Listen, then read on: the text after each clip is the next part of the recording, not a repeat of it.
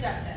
और ये अभिक्रिया तो बोर्ड में हर साल पूछी जाती है, इसको तो रट लेना।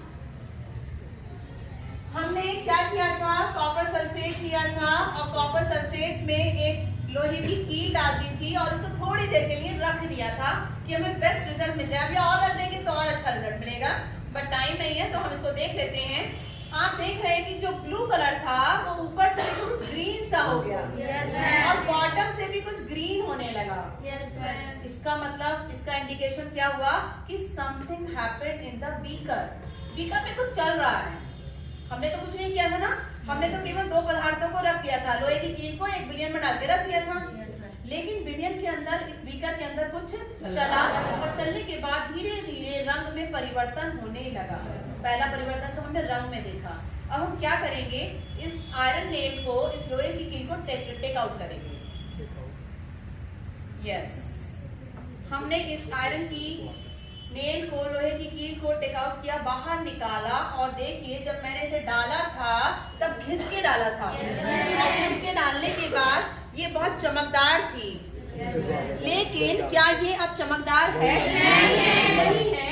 इसका मतलब इसमें कुछ हो गया ना।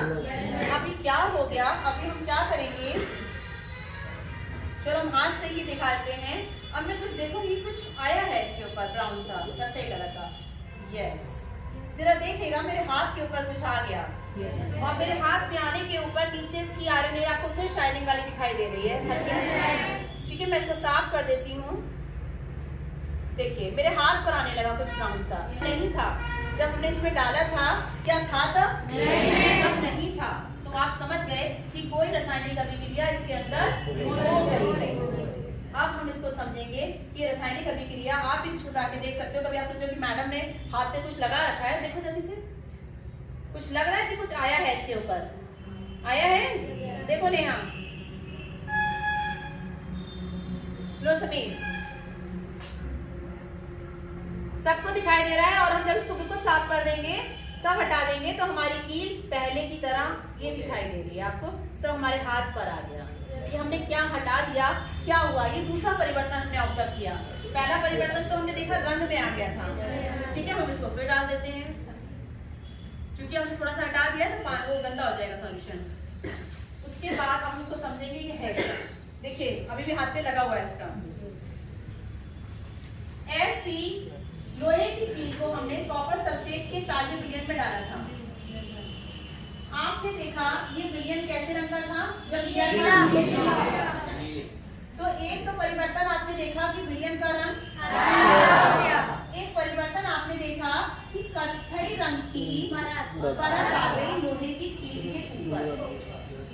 हम सभी जानते हैं कि जो धातुएं होती हैं वो समान रूप से क्रियाशील नहीं होती। कुछ धातुएं बहुत अधिक क्रियाशील होती हैं और कुछ धातुएं कम क्रियाशील होती हैं और कुछ धातुएं बिल्कुल ही क्रियाशील नहीं होती। जैसे हम इतनी देर से प्रयोग कर रहे हैं, हमने सोने की बात करें, गोल्ड की बात करें, तो गोल्ड हमारा अभिक्रिया नहीं कर रहा, तो पानी भी पड़ रहा है, गर्म पानी भी हम इसमें यूज कर रहे हैं, तो इसका अभिक्रिया नहीं हुई।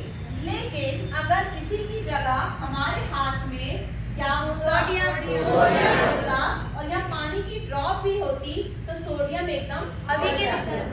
तो हमारे पास कुछ धातुएं ऐसी हैं जो बहुत क्रियाशील हैं, कुछ धातुएं कम क्रियाशील हैं और कुछ धातुएं क्रियाशील हैं।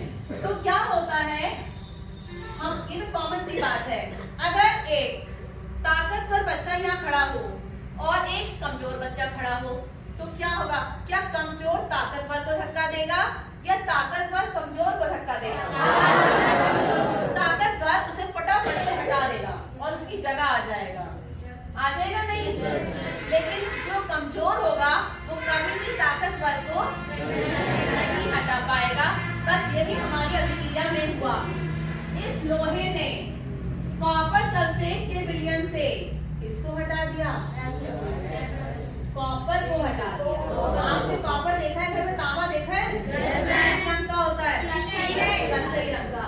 तो इसने क्या किया, इसको यहाँ से हटा दिया और हटा कर खुद आ गया। जैसे ताकतवर बच्चे ने बी बच्चे को हटाया था। इसको हटा दिया और इसकी जगह उतार दिया और इसने कॉपर को तांबे को अलग फेंक दिया। हो गया? किसने हटाया? लोहे ने कॉपर को क्यों हटाया? क्योंकि लोहा तांबे से ज्यादा क्रियाशील था, ज्यादा ताकतवर था। अगर ये कम ताकतवर होता तो क्या ये कर पाता? ऐसा नहीं कर पाता। ये जो ब्रिलियंट बन के आया ये आपको दिखाई दे रहा है किस रंग का? और जो लोहे की कील के ऊपर कत्थई रंग की परत आ गई वो क्या है? कॉपर है। जब पूरी अभिक्रिया हो जाएगी तो उस कॉपर सल्फेट में जितना कॉपर होगा वो सारा कॉपर तो लोहे की कील पर आ जाएगा और जितना आयरन नेल सल्फेट के साथ मिल पाएगी उतना मिलकर फेरस सल्फेट बना देगी। और ब्रिलियन आप देख रहे हैं अभी भी हरा चल रहा है। तो हम समझ गए कि जब एक बहुत अधिक क्रियाशील धातु कम क्रियाशील धातु को हटा देती है तो उस अभिक्रिया को हम अभिक्रिया कहते हैं। समझ गए? कौन हटाएगा? ताकतवर को अब यहाँ पे हम यूज करेंगे अधिक क्रियाशील। जब अधिक क्रियाशील धातु को हटाया इसने। ऐसा नहीं था कि कॉपर अलग से यहाँ पे कॉपर का टुकड़ा रख दिया और यहाँ पर हमने लोहे का टुकड़ा रख दिया, लोहा जाएगा और कॉपर को धक्का देके हटा देगा। ऐसा नहीं करेगा, ब्रिलियन में से हटाएगा। ठीक है? वो भी ताकतवर धातु किसी दूसरी कम ताकतवर धातु को किसमें से हटाएगी? से हटा देगी और उसकी जगह खुद आ जाएगी। इसीलिए ब्रिलियन का रंग भी बदलेगा और वो धातु जो हटाई है वो अलग हो जाएगा। हम इसी को थोड़ा चेंज करके देख लें। अब हमने उल्टा कर दिया थोड़ा सा। हमने कॉपर धातु ले ली, एक कॉपर का टुकड़ा ले लिया और हमने उसे हरे रंग के आयरन सल्फेट में डाल दिया। उल्टा कर दिया है। पहले हमने Fe को डाला था कॉपर सल्फेट में, अब हमने कॉपर को आयरन सल्फेट में डाल दिया। अब आप सोच के बताइए क्या अभिक्रिया होगी? नहीं होगी। किसी कीमत पर यह अभिक्रिया नहीं होगी। क्यों नहीं होगी?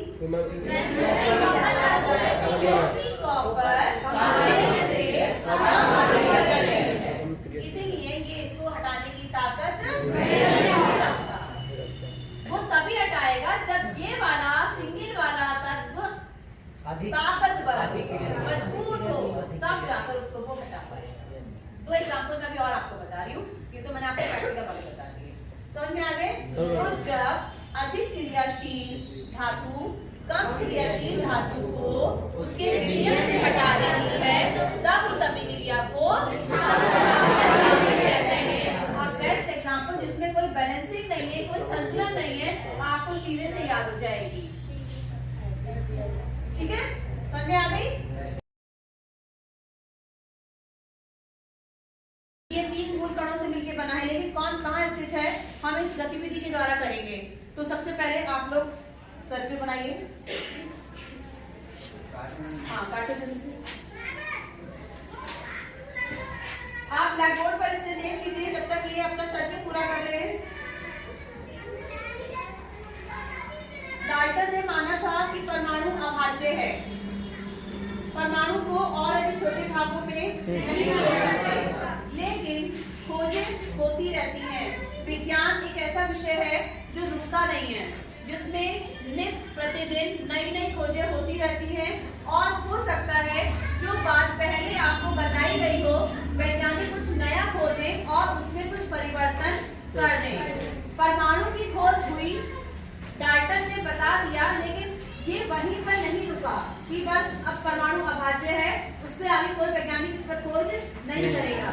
खोज का मतलब ही यही होता है कि निरंतर उसके अंदर कुछ ना कुछ ऐड ऑन करते रहना, उसके ऊपर कुछ ना कुछ खोजते रहना, रिसर्च करते रहना, अन्वेषण करते रहना। यही हुआ और तीन वैज्ञानिक आए। एक आए आपके जे.जे. टॉमसन, एक वैज्ञानिक आए अमित को हटाइए यहाँ से, और एक वैज्ञानिक आए? ये तो तीन मुख्य वैज्ञानिक थे। उसके अलावा नील्स बोर भी थे वैज्ञानिक, एक गोल्डस्टीन थे। ये सारे वे वैज्ञानिक हैं जो परमाणु की संरचना से संबंधित हैं। J Thomson, Rutherford, Chadwick, Niels Bohr और गोल्डस्टीन। इसमें से जे थॉमसन ने एक फंडामेंटल पार्टिकल, एक मूल कण की खोज की थी, जिसके लिए उन्होंने एक तरबूजी मॉडल भी दिया था कि हमारा जो परमाणु है वो तरबूज की तरह होता है। आप इसको बना भी सकते हैं। आप एक थर्माकोल की बॉल लीजिए, इसको मैं आपको दूसरी एक्टिविटी में बनाने के लिए भी दूंगी कि उन्होंने किस प्रकार से उसको किया था। फिर दूसरे वैज्ञानिक आए जिन्होंने बहुत ही अच्छा प्रयोग किया, जिसका नाम था अल्फा कण प्रकीर्णन प्रयोग। इस प्रयोग के द्वारा उन्होंने नाभिक की खोज की। इस प्रयोग के द्वारा उन्होंने प्रोटॉन की खोज की। फिर तीसरे वैज्ञानिक आए चैडविक, जिन्होंने न्यूट्रॉन की खोज की। नील्स बोर ने बताया कि इलेक्ट्रॉन होते कहाँ हैं। जे थॉमसन ने तो इलेक्ट्रॉन की खोज कर दी, लेकिन इलेक्ट्रॉन स्थित कहाँ होते हैं, परमाणु में कहाँ घूम रहे हैं, कैसे लोकेटेड होते हैं, इस बात को बताने वाले वैज्ञानिक कौन थे? Niels Bohr. तो इस तरह से अलग अलग वैज्ञानिकों ने अपनी खोज की और हमें बताया कि परमाणु भाज्य है, तीन मुख्य कणों से मिलकर बना है। और इस गतिविधि के द्वारा अब हम देखेंगे कि वो कण कहाँ कहाँ लगे होते हैं। यहाँ पर हमने एक परमाणु को ड्रॉ करने का प्रयास किया है कि ये आपका एक गोला बनाया है, जिसको आप देख सकते हैं। ठीक है, इस गोले में अब हम क्या करेंगे, इधर आइए, छोटे और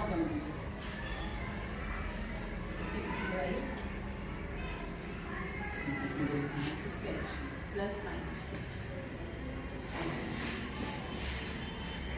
इधर आइए, इसको लगाइए और इसको जाके लगाइए, प्लस माइनस। और एक मैंने वो एक और काटे, आइए तो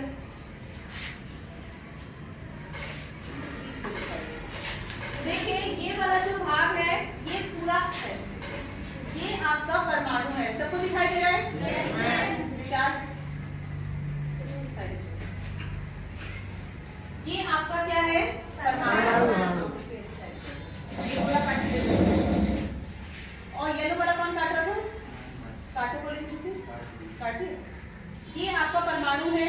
अब परमाणु के बीचों बीच में हमने एक छोटा सा गोला और दिखाया है। इस गोले को अल्फा कण प्रकीर्णन प्रयोग के द्वारा किस वैज्ञानिक ने खोजा? और इसका नाम दिया, इस गोले का नाम दिया नाभिक।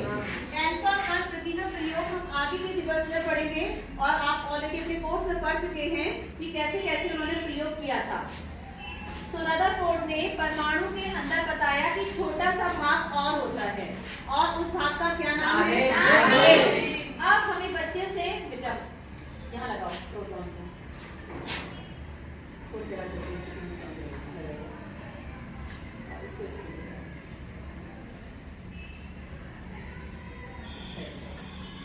आपने देखा कि इस बच्चे ने इस गोले के अंदर दो गोले और लगा दिए हैं, जिस पर कुछ लिखा हुआ है। थोड़ा सा बात करिए, क्या लिखा हुआ है? और एक पर क्या लिखा हुआ है? एन।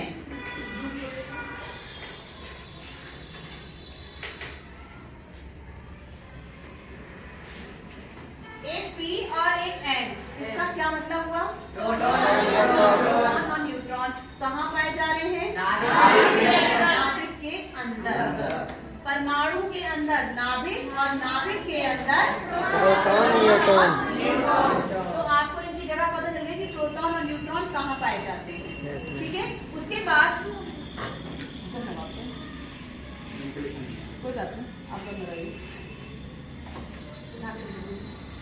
एक यहाँ लगा दो, एक यहाँ लगा दीजिए और एक यहाँ लगा दीजिए। पहले एक दीजिए, ओके, फिर हम और बनाएंगे।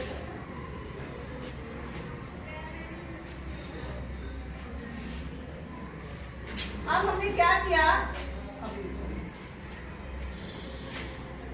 प्लस माइनस वाले दीजिए इसकी बस। अब क्या लिखा मैंने, इलेक्ट्रॉन। और इलेक्ट्रॉन को कहाँ चिपकाया है, क्या नाभिक के अंदर चिपकाया है? नहीं, हमने नाभिक के बाहर चिपकाया है। Yes ma'am. नाभिक के बाहर ये वैज्ञानिक कौन से थे? Niels Bohr. इन्होंने बताया कि नाभिक के बाहर इलेक्ट्रॉन कक्षाओं में चक्कर लगाते हैं और इन कक्षाओं को कक्षक भी कहते हैं। इनके लिए इन्होंने एक अलग नाम भी दिया, कोई बता सकता है? KLMN। ये तो आपकी नाभिक की बाउंड्री आ गई। यस। ये आपका हो गया K। ये हो गया आपका L। ये हो गया आपका M। और ये हो गया आपका N। तो नील्स बोर ने बताया कि नाभिक के चारों ओर 4 कक्षाएं हैं, yes. K, L M N। जिसमें आपके इलेक्ट्रॉन चक्कर लगाते हैं। हमने पहला इलेक्ट्रॉन N में दिखा दिया था, चलिए हम यहाँ से दिखाते हैं। ये वाला इलेक्ट्रॉन जाएगा K में, यस। ये K में चला गया। यहाँ हम दिखा सकते हैं, ये N में भी जा सकता है और M में भी जा सकता है। हमें केवल इतना पता करना है कि हमारे जो इलेक्ट्रॉन हैं ये नाभिक के चारों ओर चक्कर लगाते हैं। देखिए हमारा सौर मंडल है, सूर्य है, यस। सूर्य और सूर्य के चारों तरफ ग्रह ग्रह। चक्कर लगाते हैं। Yes ma'am. ऐसे ही हमारा नाभिक और नाभिक के चारों ओर कौन घूम रहा है? इलेक्ट्रॉन। तो आप समझ गए कि नाभिक के चारों ओर 4 कक्षाएं हैं, 4 कक्षाओं में इलेक्ट्रॉन घूम रहे हैं। इतना आपके पास क्लियर हो गया कि ये आपके मूल कण कहाँ कहाँ पाए जाते हैं। अब क्वेश्चन अगर आपसे पूछे कि नाभिक में पाए जाने वाले मूल कणों के नाम बताइए, प्रोटॉन, न्यूट्रॉन। कितने बच्चे बता पाएंगे? वेरी गुड, समझ गए? यस। इलेक्ट्रॉन कहाँ पाए जाते हैं? नाभिक के बाहर। नाभिक के बाहर। जिस जगह पाए जाते हैं उसे क्या कहते हैं? कक्षा। कक्षक। वो कितनी होती है? 4। KLMN। अब अगर हम देखें तो प्रोटॉन के पास कैसा आवेश होता है? प्लस धन आवेश होता है। यस। इलेक्ट्रॉन के पास ऋण आवेश। ऋण आवेश होता है और न्यूट्रॉन के पास कोई आवेश नहीं होता। तो हम ये भी समझ गए कि नाभिक, अगर आपसे क्वेश्चन पूछूं कि नाभिक के ऊपर कैसा आवेश होता है?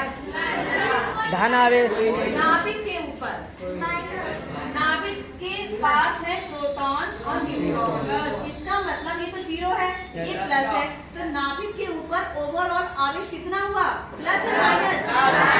प्लस हुआ। इसका मतलब ना। अब आप ध्यान से देखेंगे क्योंकि कुछ ही क्षण की अभिक्रिया होती है। हमने सबसे पहले क्या किया, ये खड़े रहो मेरे पास। हमने टेस्ट ट्यूब ले ली, टेस्ट ट्यूब को होल्डर में लगा दिया। उसके बाद हम आपको देंगे करने के लिए, आप ये जिंक के छोटे टुकड़े लेंगे, पिंच ऑफ कहते हैं इसे, कि बहुत छोटा सा टुकड़ा आपने लिया, ठीक है। अब उसके बाद मैं इसमें, ये है आपका हाइड्रोक्लोरिक एसिड, हाइड्रोक्लोरिक अम्ल है ये। हम सल्फ्यूरिक के साथ भी कर सकते हैं, सल्फ्यूरिक अभी हमारे पास अवेलेबल नहीं है, इसलिए जो चीज हमारे पास है उसी से सीख सकते हैं।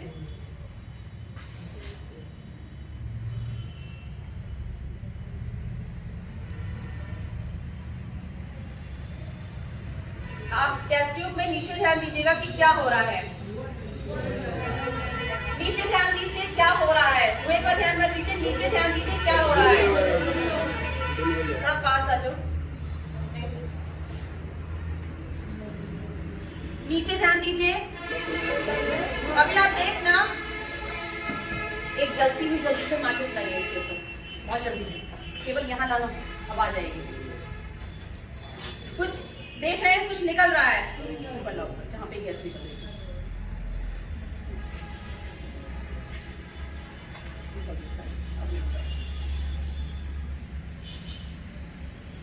गैस निकल गई। देखिए अब अभी हम दोबारा करते हैं। चलिए, ये आपने देखा कि जितना हमने इसमें अम्ल डाला था उसने अभिक्रिया कर ली है, ठीक है। अभी क्योंकि हमारा जिंक का टुकड़ा बहुत बड़ा था, हमने उसके अकॉर्डिंग जो है अम्ल जो है बहुत कम डाला है। अभी हम अम्ल इसमें थोड़ा सा और ऐड करेंगे तो अभिक्रिया दोबारा से स्टार्ट हो जाएगी। उसके बाद एक गैस की फ्यूम्स आपने देखी निकल रही थी, आपने पूरे कमरे में फ्यूम्स हो गई हैं। ये फ्यूम्स किसकी हैं अभी हम अभिक्रिया के द्वारा देखेंगे कि ये फ्यूम्स किसकी थी, और उसको हम चेक भी करेंगे कि वो कौन सी गैस निकल रही है और उसको चेक करने का तरीका क्या है। पहले मैं आपको बता देती हूँ कौन सी गैस निकल रही है जिससे हम चेक कर सकें। हमने क्या लिया, जिंक का टुकड़ा लिया। जिंक के टुकड़े में हमने क्या मिलाया, हाइड्रोक्लोरिक अम्ल, जिसका सूत्र होता है जैसे ही हम अम्ल ऐड करते हैं ये जिंक इस क्लोरीन से जाकर जुड़ जाती है और बना लेती है ZnCl, और साथ में एक गैस निकलती है, कौन सी, H2 हाइड्रोजन गैस। जो आपने देखा कि गैस निकल रही है बहुत तेजी के साथ निकली, बहुत तेज अभिक्रिया होती है, वो गैस कौन सी निकली, हाइड्रोजन। अब इस गैस को टेस्ट कैसे करें कि ये हाइड्रोजन गैस थी। मैंने कहा सभी से कि जल्दी से क्या लाओ, माचिस की तीली लाओ जलती हुई, कि जैसे ही निकलती हुई गैस के ऊपर ये माचिस की तीली लाएगा, गैस एकदम से पट पट पट पट मींस पॉप साउंड जिसे हम कहते हैं, पटाखा छूटता है, छोटा बच्चा होता है वो पॉपर छोड़ता है, उसमें हल्की सी आवाज आती है पप फट की, ऐसे ही यहाँ पर एक साउंड आएगी जिसे हम पॉप साउंड कहते हैं। कि जब हाइड्रोजन गैस के ऊपर जलती हुई माचिस की तीली लाई जाती है या कोई भी जलती हुई चीज लाती है तो वो क्या होती है, पॉप साउंड के साथ जलने लगती है, ठीक है। एक बार हम दोबारा इस एक्सपेरिमेंट को करेंगे और आप तैयार रहना माचिस की तीली के साथ। इंपॉर्टेंट चैप्टर, और ये अभिक्रिया तो बोर्ड में हर साल पूछी जाती है, इसको तो रट लेना। हमने क्या किया था, कॉपर सल्फेट लिया था और कॉपर सल्फेट में एक लोहे की कील डाल दी थी और उसको थोड़ी देर के लिए रख दिया था कि हमें बेस्ट रिजल्ट मिल जाए। अभी और रख देंगे तो और अच्छा रिजल्ट मिलेगा, बट टाइम नहीं है तो हम इसको देख लेते हैं। आप देख रहे हैं कि जो ब्लू कलर था वो ऊपर से भी कुछ ग्रीन सा हो गया, और बॉटम से भी कुछ ग्रीन होने लगा। इसका मतलब, इसका इंडिकेशन क्या हुआ कि something happened in the beaker. Beaker में कुछ चल रहा है। हमने तो कुछ नहीं किया था ना, हमने तो केवल दो पदार्थों को रख दिया था, लोहे की कील को एक बिलियन में डाल के रख दिया था। लेकिन बिलियन के अंदर, इस बीकर के अंदर कुछ चला, और चलने के बाद धीरे धीरे रंग में परिवर्तन होने लगा। पहला परिवर्तन तो हमने रंग में देखा। अब हम क्या करेंगे, इस आयरन नेल को, इस लोहे की कील को टेक आउट करेंगे। यस, हमने इस आयरन की नेल को, लोहे की कील को टेक आउट किया, बाहर निकाला, और देखिए जब मैंने इसे डाला था तब घिस के डाला था, और घिस के डालने के बाद ये बहुत चमकदार थी। लेकिन क्या ये अब चमकदार है? नहीं है। इसका मतलब इसमें कुछ हो गया ना। अभी क्या हो गया, अभी हम क्या करेंगे, चलो हम हाथ से ही दिखाते हैं। अब मैं कुछ देखूंगी, कुछ आया है इसके ऊपर ब्राउन सा कत्थई कलर का। यस, जरा देखिएगा मेरे हाथ के ऊपर कुछ आ गया, और मेरे हाथ में आने के ऊपर नीचे की आयरन नेल आपको फिर शाइनिंग वाली दिखाई दे रही है। ठीक है, मैं इसको साफ कर देती हूँ। देखिए मेरे हाथ पर आने लगा कुछ ब्राउन सा, नहीं था जब हमने इसमें डाला था। क्या था तब? नहीं था। तो आप समझ गए कि कोई रासायनिक अभिक्रिया इसके अंदर हो गई। अब हम इसको समझेंगे कि रासायनिक अभिक्रिया, आप इस छुटा के देख सकते हो। कभी आप सोचो कि मैडम ने हाथ में कुछ लगा रखा है, देखो जल्दी से, कुछ लग रहा है कि कुछ आया है इसके ऊपर, आया है, देखो नेहा, लो समीर, सबको दिखाई दे रहा है। और हम जब इसको बिल्कुल साफ कर देंगे, सब हटा देंगे, तो हमारी कील पहले की तरह ये दिखाई दे रही है आपको, सब हमारे हाथ पर आ गया। ये हमने क्या हटा दिया, क्या हुआ, ये दूसरा परिवर्तन हमने ऑब्जर्व किया। पहला परिवर्तन तो हमने देखा रंग में आ गया था। ठीक है, हम इसको फिर डाल देते हैं, क्योंकि हमने थोड़ा सा हटा दिया तो वो गंदा हो जाएगा सॉल्यूशन। उसके बाद हम इसको समझेंगे कि है क्या। देखिए अभी भी हाथ पे लगा हुआ है इसका। Fe लोहे की कील को हमने कॉपर सल्फेट के ताजे विलयन में डाला था। आपने देखा ये विलयन कैसे रंग का था, जब लिया था, तो तो एक तो परिवर्तन आपने देखा कि विलयन का रंग एक परिवर्तन आपने देखा कि कत्थई रंग की परत आ गई लोहे की कील के ऊपर।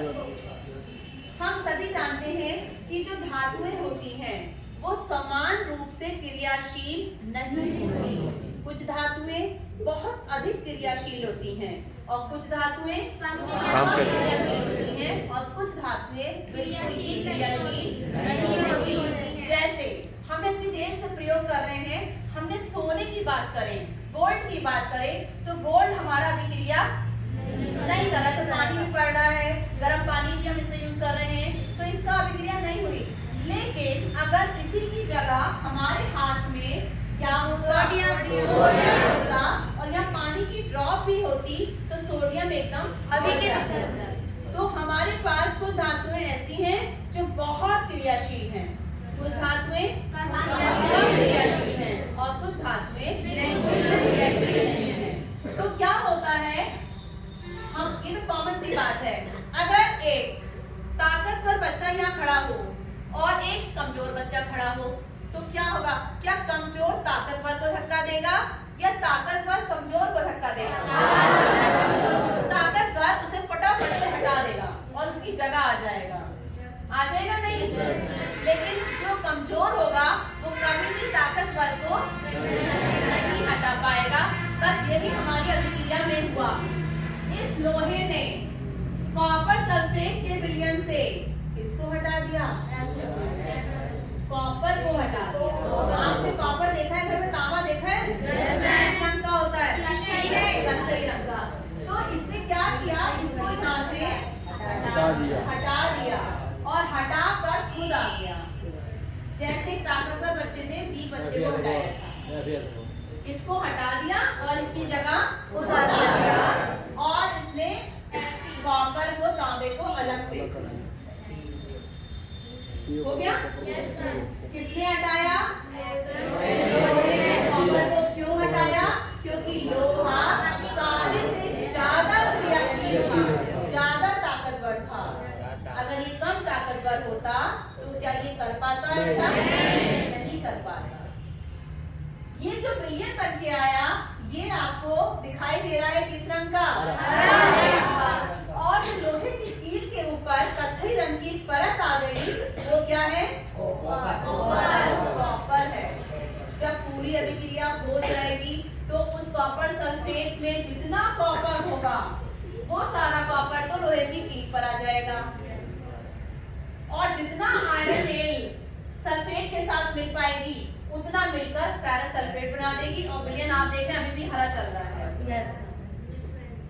तो हम समझ गए कि जब एक बहुत अधिक क्रियाशील धातु कम क्रियाशील धातु को हटा देती है तो उस अभिक्रिया को हम अभिक्रिया कहते हैं। समझ गए? कौन हटाएगा? ताकतवर को अब यहाँ पे हम यूज करेंगे अधिक क्रियाशील। जब अधिक क्रियाशील धातु को विलयन में से हटाया इसने।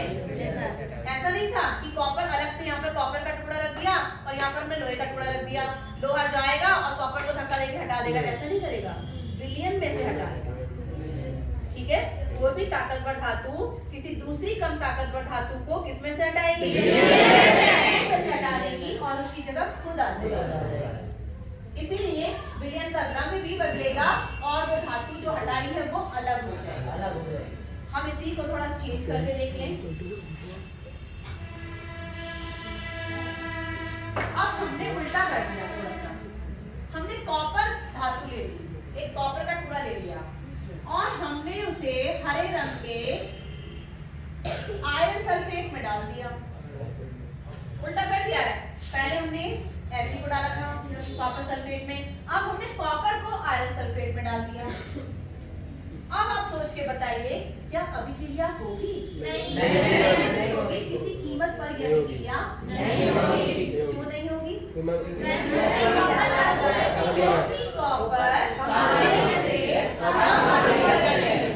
इसीलिए ये इसको हटाने की ताकत नहीं रखता। वो तभी हटाएगा जब ताकतवर, मजबूत हो, तब जाकर उसको वो हटा पाए। दो एग्जांपल मैं भी और आपको बता रही हूँ, ये तो मैंने आपको प्रैक्टिकल वाले बता दिए, समझ में आ गए। तो जब अधिक क्रियाशील धातु कम क्रियाशील धातु को उसके विलयन से हटा रही है, तब उस अभिक्रिया को कहते हैं। और बेस्ट एग्जांपल जिसमें कोई बैलेंसिंग नहीं है, कोई संतुलन नहीं है, आपको सीधे से याद हो जाएगी। ठीक है, समझ में आ गई।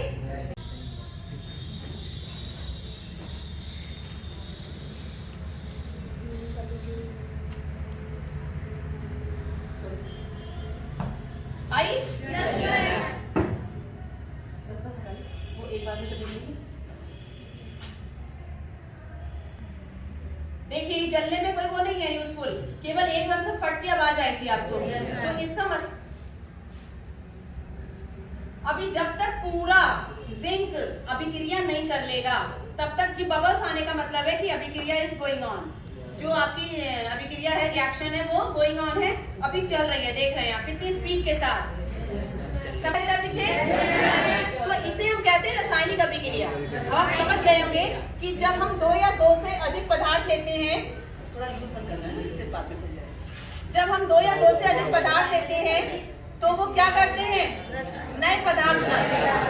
नया पदार्थ एक भी हो सकता है और एक से ज्यादा भी हो सकता है। देखिए अभी भी हमारा पूरा जिंक डिसॉल्व हो जाएगा इस बार। तो जो बनी, जो निकल गई, वो तो क्या थी, नाइट्रोजन। और जो इसमें बचेगा वो क्या होगा, जिंक क्लोराइड। ये जो बन के इस टेस्ट ट्यूब में बचेगा हमारे पास, वो क्या बचेगा, क्लोराइड बचेगा। और जो निकल के चला गया, गैस कभी भी टेस्ट ट्यूब में रुकती नहीं है। रोकना है तो हमें, आप तो मत कीजिएगा, इसके लिए और भी ऑपरेटर्स आते हैं। हम इसको क्या करेंगे, यहाँ पर गर्म है ये भी, हम इसको बंद कर सकते हैं, बंद कर देंगे। तो अगर गैस को कभी रोकना होता है तो हम हाथ से नहीं करते हैं, हमारे पास कॉर्क होती है, हम उसको यहाँ से रोक देते हैं, अगर कुछ ऐसा हमें करके दिखाना होता है। लेकिन यहाँ पे फ्यूम्स हमारी निकल गई और अभी भी देखो स्टिल गोइंग ऑन। देखो प्यार ध्यान से, दिख रहा है सबको पीछे। तो जितना हम प्रैक्टिकल से सीखेंगे, जितना हम साइंस को प्रैक्टिकल से करेंगे, उतनी आप सीख पाएंगे। ऐसा है या नहीं? अब ये प्रैक्टिकल मुझे नहीं लगता कि आप कभी भूल पाएंगे कि हमने कैसे कैसे किया था। और यही चीज अगर आप रटेंगे बेटा, तो आप शायद भूल जाएंगे। तो हमें फोकस करना है कि साइंस को हम जितना बाय डूइंग करेंगे, जितना करके पॉसिबल हम कर पाएंगे, उतना आपके माइंड में वो स्टेबल रहेगी, आपके माइंड में वो फिक्स हो जाएगी। अभी भी रिएक्शन चल रही है। यहाँ पर एक चीज और आप ऑब्जर्व कीजिए इस बॉटल में, अभी 10 मिनट ये आपका देख रहे हैं कि इसमें से कितनी फ्यूम्स निकल रही हैं। इसका क्या मतलब है, बंद करो।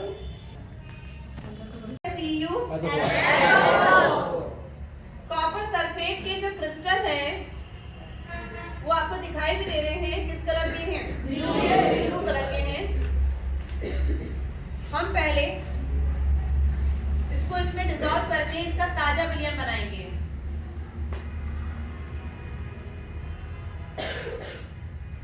इसके लिए हमारे पास एक ग्लास रॉड होती है, हम इसको डिसॉल्व करके इसका ताजा विलयन बना लेते हैं।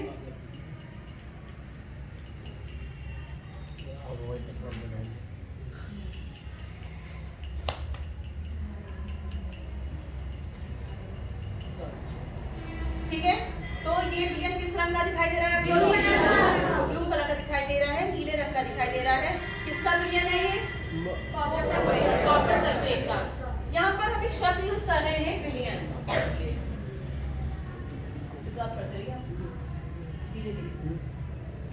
हमने कॉपर सल्फेट का ताजा बना हुआ फ्रेशली प्रिपेयर्ड, जिसे हम कहते हैं विलयन लिया है।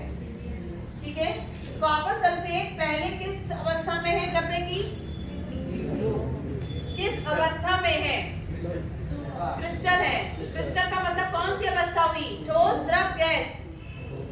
ये कौन सी अवस्था है, ये ठोस है। अभी चूंकि ठोस के साथ अभिक्रिया नहीं करा रहे हैं हमने पहले क्या किया, उसको पानी में घोल दिया। पानी में घोलने के बाद हमने शब्द यूज किया विलयन। विलयन किसे कहते हैं, विलयन जैसे कि जब आप पानी में चीनी को घोलते हैं तो चीनी घुल जाती है या नहीं? घुल जाती है। जब हम पानी में नमक को घोलते हैं घुल जाती है। तो जो चीज घुल जा रही है वो विलयन बना रही है। इसका क्या मतलब हुआ कि दो या दो से अधिक पदार्थों के सममांगी मिश्रण को विलयन कहते हैं। आपने कक्षा 9 में पढ़ा था सममांगी और विषमांगी मिश्रण।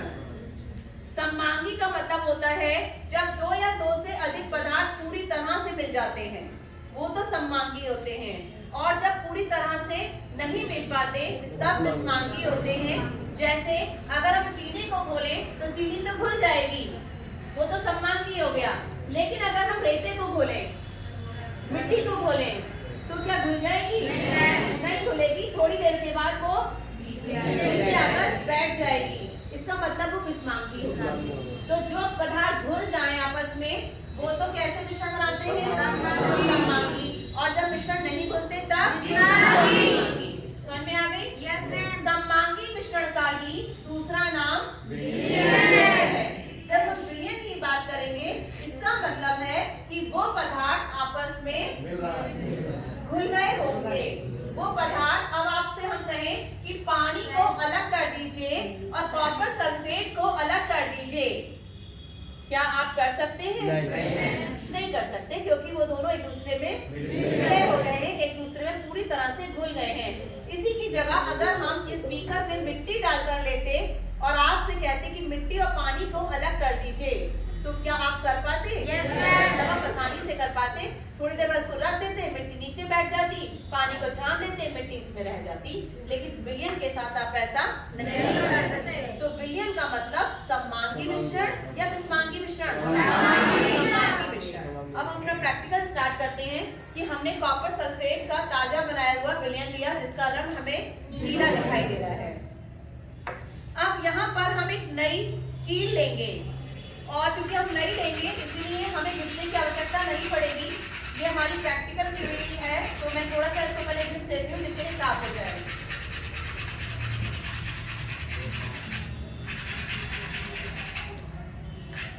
देखिए चमक गई। पहले इस पर कुछ ब्राउन सा रस्टिंग हो गई थी, जंग लग गई थी, हमने इसको घिस के थोड़ा साफ कर लिया।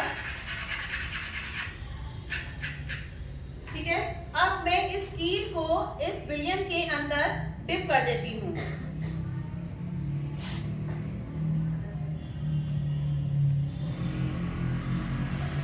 देखिए जो कील है वो किसकी बनी है? लोहे की। और लोहे का संकेत? लोहे का संकेत क्या होता है? Fe। तो जो मैंने ब्लैक बोर्ड पर लिखा वो मेरे हाथ में है या नहीं? लोहे की कील डाली है, लोहे की कील मैंने डाली है, तो लोहे की कील का मतलब अगर हम अपनी कॉपी में लिखेंगे या हम उसे प्रदर्शित करेंगे तो हम केमिस्ट्री में संकेतों के द्वारा करेंगे। तो लोहे की कील बनी है लोहे से, इसका मतलब यहाँ Fe आ गया। उसके बाद हमने विलयन किसका बनाया? कॉपर सल्फेट का। वो हमने विलयन लिख दिया कॉपर सल्फेट का। अब हम इसको थोड़ी देर के लिए रख देते हैं और अपने तीसरे प्रैक्टिकल पर चलते हैं। और इन द मीनवाइल हम इसको चेक करते रहेंगे कि इसमें कुछ हो रहा है या नहीं हो रहा है। आप लोग भी बीच में इसको देखते रहें कि क्या कुछ परिवर्तन होना शुरू हुआ या नहीं हुआ। थोड़ा सा हमने कॉपर सल्फेट कम लिया है तो थोड़ा टाइम लगेगा, लेकिन आप इसमें परिवर्तन देखेंगे थोड़ी देर बाद। अब ये किस प्रकार की रिएक्शन है वो आपको बाद में बताया जाएगा। अब हम तीसरी रिएक्शन पर आते हैं। ठीक है? yes. कोई भी रासायनिक, इसको स्टॉप कर दो कि छोटे छोटे तार अभी आपको दिखा के जाएंगे कि छोटे छोटे तार आते हैं, हम टर्निक्स बोलते हैं। ऐसे ही आपका जो आपका लोहा है उसकी चूड़ा भी आता है लोहे का। आपने देखा होगा लोहे को हम पीस दें तो चूड़ा बुरादा बन जाएगा, वो भी हमारे पास रहता है। तो आज हम पहले तार से काम कर रहे हैं। ये मैग्नीशियम का तार है। जब हम इसे जलाएंगे,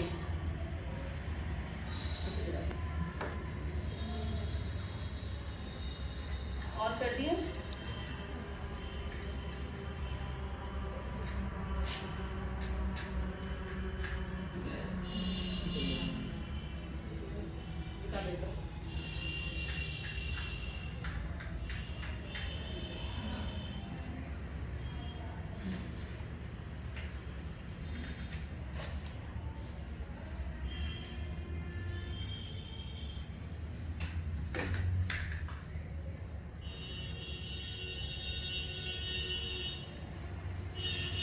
ठीक है, अब आप देखेंगे कि जब हम इसको वायर को चलाएंगे तो ये कैसे होगा, कुछ बनेगा या नहीं।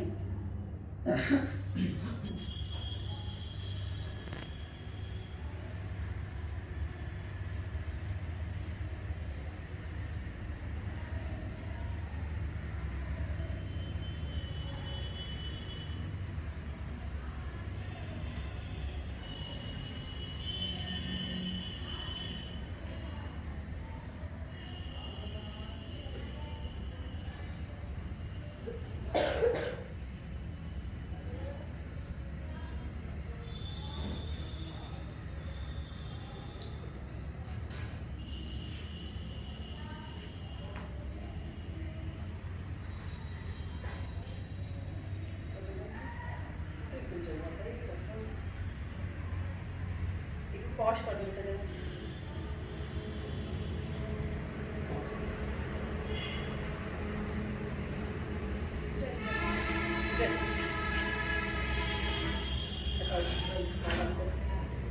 ये देखो इसकी बनाओ। अब आप पेपर यहाँ रख लीजिए, पेपर यहाँ रख देंगे। केमिकल का प्रयोग करते समय हमें बहुत ध्यान रखना है। मैं यही कर देती हूँ, देखो देखो दिख रहा है सबको? आप देख लो, ये कुछ आपको दिखाई दे रहा है कि जब मैग्नीशियम रिबन जल रहा है, ऑक्सीजन मिल रही है इसे रूम की, और ये जलने के बाद नीचे देखिए व्हाइट कलर का कुछ आपको दिखाई दे रहा है। इसको कलेक्ट करेंगे, पेपर के ऊपर भी हम इसको कलेक्ट करेंगे।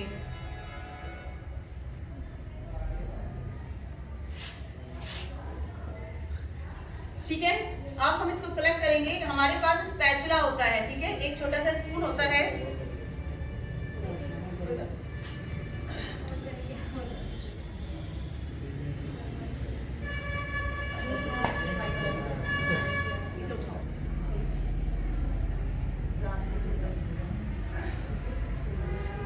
अब आप ये देखिए, जो वायर जला, जलने के बाद एक सफेद रंग का पाउडर बन गया।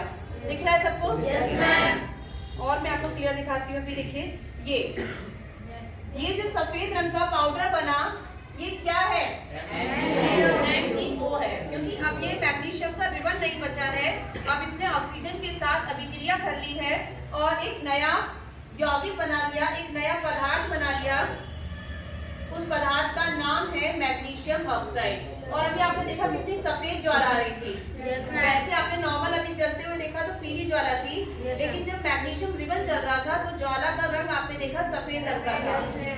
तो यहाँ पर ये मैग्नीशियम वातावरण की ऑक्सीजन के साथ क्रिया करके एक नया पदार्थ आपका बना गया, जिसका नाम था मैग्नीशियम ऑक्साइड। तो इसी को हमने क्या कहा? रासायनिक अभिक्रिया। जब दो या दो से अधिक पदार्थ, दो तो होने ही चाहिए, दो से कम अगर होंगे तो रासायनिक अभिक्रिया नहीं होगी। तो दो या दो से अधिक पदार्थ आपस में मिलकर क्या करेंगे? एक नया पदार्थ बनाएंगे, तो उसे हम कहेंगे रासायनिक अभिक्रिया। यहाँ पर एक चीज और हम ध्यान रखेंगे कि हमने क्या लिया? मैग्नीशियम। जलाया मींस ऑक्सीजन। तो केवल और केवल एक ही पदार्थ बनकर आ रहा है, या साथ में कुछ और भी बन रहा है? मैंने प्लस करके कुछ और लिखा है? नहीं लिखा है। इसका मतलब कि हमने जो भी पदार्थ किया उसने आपस में मिलकर केवल और केवल एक पदार्थ बनाया। ऐसी रासायनिक अभिक्रियाओं को हम जब दो या दो से अधिक पदार्थ मिलकर केवल एक पदार्थ बनाते हैं, उस प्रकार की अभिक्रियाओं को कहते हैं। और जो प्रैक्टिकल मैंने अभी आपको करके दिखाया उसको आप इसमें लिख सकते हैं, Mg + O2 = MgO। क्लियर है पॉइंट? और भी हम देख सकते हैं, हम पेपर को जला दें। हमारे पास पेपर, ये पेपर भी आपने देखा, जब पेपर जलेगा तो पेपर जलने के बाद राख बनेगी, ठीक है, और उसमें से क्या निकलेगा? धुआं निकलेगा। दैट मींस जब पेपर जलेगा या कार्बन जलेगी, C + O2 equals to CO2 gas बन जाएगी। यहाँ पर भी क्या हुआ, एक ही पदार्थ बना। प्लस करके हमने कुछ नहीं लिखा। जब तक हम प्लस करके कुछ नहीं लिखेंगे तब तक अभिक्रिया कौन सी होगी? तो क्लियर हो गया पॉइंट कि जब दो या दो से अधिक पदार्थ मिलकर एक पदार्थ बनाते हैं संयोजन अभिक्रिया कहते हैं। और ये दोनों उदाहरण बहुत आसानी से आप इनको याद कर सकते हैं। ठीक है, अब उसके बाद हम नेक्स्ट कैटेगरी पर चलते हैं। जब एक या एक से अधिक पदार्थ आपस में अभिक्रिया करके नए पदार्थ बनाते हैं तो इस प्रकार की अभिक्रिया को रासायनिक अभिक्रिया कहते हैं। उदाहरण 2NH4Cl का तत्व नौकाधा प्लस Cl का तत्व चूना एवं CaCl2 का तत्व कैल्शियम क्लोराइड। बच्चों, अभी हमने आपको कौन सी अभिक्रिया सिखाई थी? संयोजन अभिक्रिया। अब उसके बाद दूसरी अभिक्रिया होती है वियोजन अभिक्रिया। इसमें क्या होता है, एक बड़े यौगिक का विघटन, यानी कि वो दो या दो से अधिक टुकड़ों में टूट जाता है। जैसे कैल्शियम CaCO3 आया, ये एक बड़ा सा यौगिक है। ये जब टूटेगा तो टूटने के बाद नए उत्पाद बनेंगे, तो उसे फिर से हम काहे से दिखाएंगे? एरो से। तो टूटेगा तो क्या बन जाएगा? CaO और क्या बन जाएगा? CO2 प्लस, मतलब दो चीजें बन रही हैं। तो रासायनिक समीकरण हमारा कौन सा बना? CaCO3 टूट के क्या बना? जब वियोजन अभिक्रिया हुई तो CaCO3 टूट के क्या हो गए? दो हिस्से बन गए।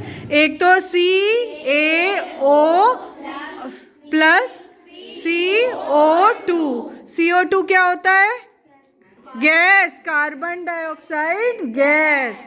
बच्चों, आज हम आपको संयोजन अभिक्रिया का उदाहरण दिखा रहे हैं। जैसे संयोजन अभिक्रिया में एक यौगिक होता है कैल्शियम ऑक्साइड। कैल्शियम ऑक्साइड में जब H2O मिल जाता है तो क्या होता है फिर? ये देखिए, यहाँ पे कैल्शियम ऑक्साइड आ गया, उसमें धन मतलब मिल जाना। क्या मिल गया उसमें? H2O। क्या मिल गया? H2O। तो H2O मिलके रासायनिक अभिक्रिया में जो बाद में उत्पाद बनते हैं उसे हम एरो से दिखाते हैं। काय से दिखाते हैं? एरो से। तो फिर क्या बन जाता है? CaOH whole twice calcium hydroxide बन जाता है। और इसमें साथ में ऊष्मा भी निकलती है। ये दिख रहा है आपको? ये एक रासायनिक समीकरण बन गया। कैल्शियम ऑक्साइड धन H2O एरो कैल्शियम हाइड्रोक्साइड और क्या निकली? ऊष्मा। तो इस तरह की अभिक्रिया को कहते हैं संयोजन अभिक्रिया। क्या कहते हैं? संयोजन अभिक्रिया। जब हम बैलून को सिर पे रख रहे हैं, जैसे हमने स्केल को दिया था, स्केल को सिर पे रखते हैं तो पहले तो वो न्यूट्रल होता है, लेकिन अगर हम स्केल को सिर पे रख रहे हैं, है ना, ऐसे रख रहे हैं, और तो होता क्या है, जो बालों के इलेक्ट्रॉन हैं उनका ट्रांसफर इस वाले स्केल पर ऊपरी सतह पर हो जाता है। ऐसे ही बैलून में अगर हम बैलून को फुलाकर सिर पर लगाते हैं तो बालों के इलेक्ट्रॉन इसमें चले जाते हैं इसी सतह पर जाने के बाद क्या होता है, अगर ये हमारे पास है कागज का टुकड़ा, कागज में भी सब में इलेक्ट्रॉन प्रोटॉन है, तो कागज का टुकड़ा अभी जो दूर रखा है इसमें प्लस माइनस सब जगह देखो इलेक्ट्रॉन्स, प्लस मतलब प्रोटॉन, नेगेटिव मतलब इलेक्ट्रॉन। इस समय न्यूट्रल है ना, कोई भी इसमें चार्ज नहीं है, ये न्यूट्रल है। लेकिन कुछ देर बाद क्या होता है कि अगर हम यहाँ पे जब इलेक्ट्रॉन्स आते हैं और हमने कागज का टुकड़ा इसके पास में रखा, तो जब ये इलेक्ट्रॉन्स हैं तो नेगेटिव और प्लस चार्ज में क्या होता है?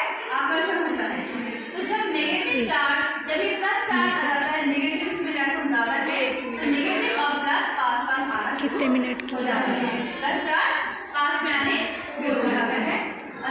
कितने मिनट की बनानी? किस वजह से चिपकता है आपस में? उस दिन भी प्रैक्टिकल अभी किया था कि बालों से रगड़ते हैं और पेपर को हम इसको लगाएंगे तो पेपर इसके ऊपर अट्रैक्ट होना शुरू हो जाएगा।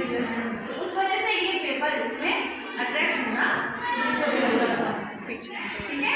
सोने की पत्ती से अल्फा कणों की बौछार की, तब रदरफोर्ड ने देखा कि कुछ अल्फा कण जो है सीधे चले गए, कुछ अल्फा कण 180 डिग्री के कोण पर मुड़ गए, कुछ 90 डिग्री के कोण पर मुड़ गए और कुछ अल्फा कण सीधे वापस आ गए। तो इससे हमारा ये निष्कर्ष निकला कि परमाणु के बीच में कोई धनावेशित गोला होता है।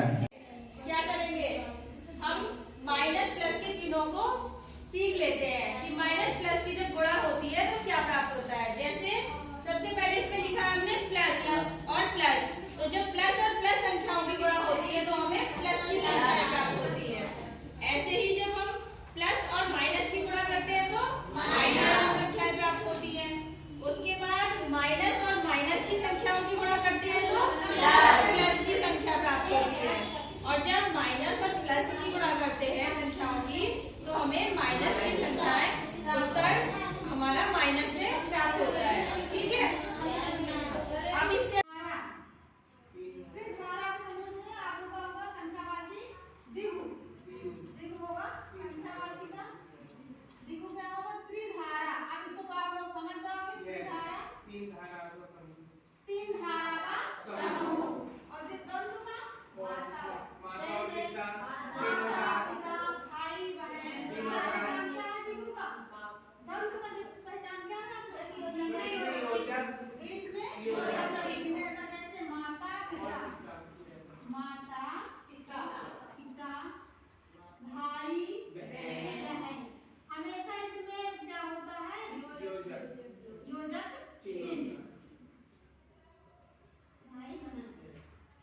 और ये बहुप्रीति समाज में है आप लोग का। जैसे किसी दो अपना पद छोड़कर किसी तीसरी को और संकेत करे, जैसे कि आप लोग का आ जाओ लंबोदर, लंबा है उदर, ठीक है, लंबोदर। ये इंटर में पढ़ना पड़ेगा। तो इसका विशेष शब्द है लंबोदर, लंबा है उदर, अर्थात इसके है यहाँ इसमें गणेश का होता है पर्यायवाची इसका, तो तीसरे और करता है संकेत तो किसका होगा? लंबा है उदर, उदर का मतलब क्या होता है? उदर पेट, ठीक है। उदर का मतलब होता है पेट, लंबा का मतलब लंबा पेट यानी लंबा या चौड़ा पेट, ठीक है, लंबोदर बोलते हैं। तो लंबे पेट वाले कौन होते हैं? गणेश। तो लंबोदर उनका पर्यायवाची है। आप लोग को समास पढ़े, समास कितने प्रकार की होती है? 6 प्रकार की होती। कौन कौन से?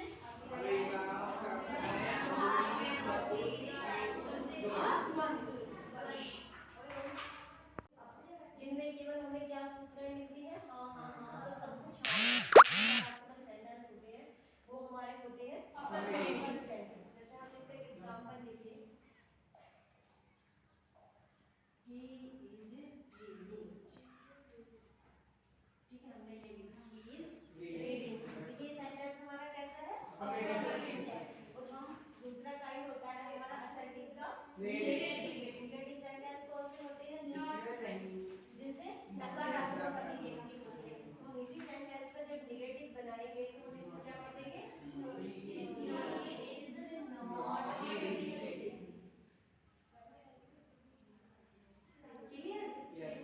अफर्मेटिव और नेगेटिव। फिर होता है सेकंड होता है हमारा इंटरोगेटिव सेंटेंसेस। इंटरोगेटिव सेंटेंसेस कौन से होते हैं? जिनमें क्वेश्चन पूछा जाता है, जिन वाक्यों में क्या पूछा जाता है? प्रश्न पूछा जाता है। वे सेंटेंस कौन से होते हैं? इंटरोगेटिव सेंटेंस होते हैं। इंटरोगेटिव सेंटेंस की दो तरह के होते हैं, यानी कि प्लांट सेल और एनिमल सेल में क्या डिफरेंस है? तो जो मेन डिफरेंस है मैंने यहाँ लिखे हुए हैं। एक तरफ पादप कोशिकाएं और दूसरी तरफ जंतु कोशिकाएं लिखी हुई। पादप कोशिका सबसे ज्यादा मुख्य अंतर क्या है जंतु कोशिकाओं से? कोशिका भित्ति में पादप कोशिकाओं में कोशिका भित्ति या सेल वॉल पाई जाती है, ठीक है, लेकिन जंतु कोशिका में सेल वॉल नहीं पाई जाती है, कोशिका भित्ति नहीं पाई जाती है, जबकि पादप कोशिकाओं में हरित लवण पाए जाते हैं। जैसा कि आप सब जानते हो प्लांट सेल अपना खाना खुद बना लेती हैं, इसीलिए आप हरित लवण या क्लोरोप्लास्ट को क्या कहते हो? Kitchen of the cell. क्योंकि यहाँ पर क्या होता है, पादप कोशिकाएं प्रकाश संश्लेषण का काम करती हैं और उनसे अपना खाना खुद बना लेती हैं।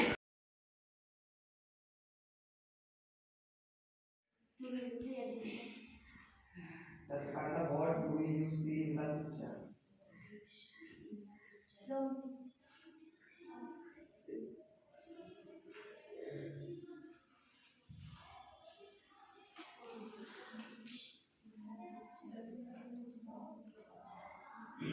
do you see in the picture? Do you see in the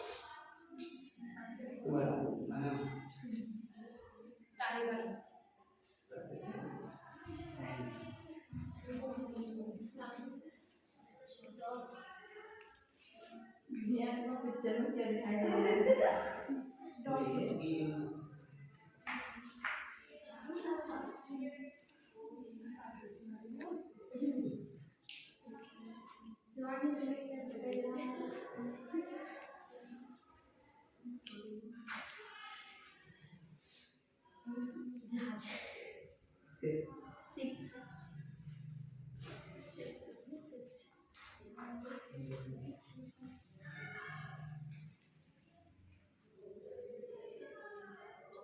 What do you see? Picture.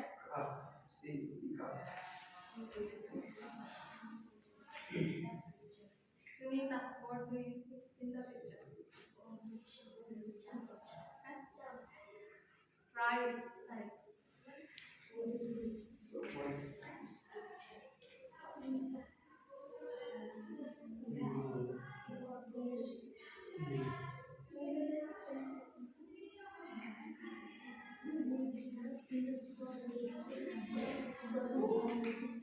What do you see in the picture?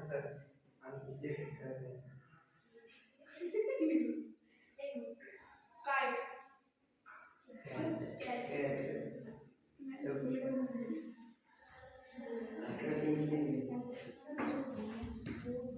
Science में teacher में क्या लिखा है?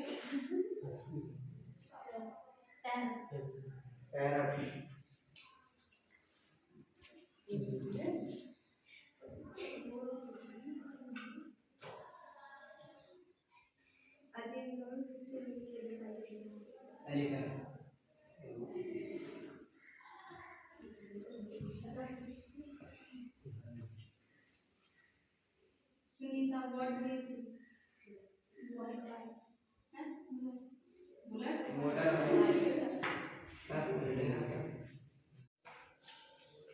और शेरा आ गया। कैसे हो गई? तुमसे मिलकर बहुत समय हुआ।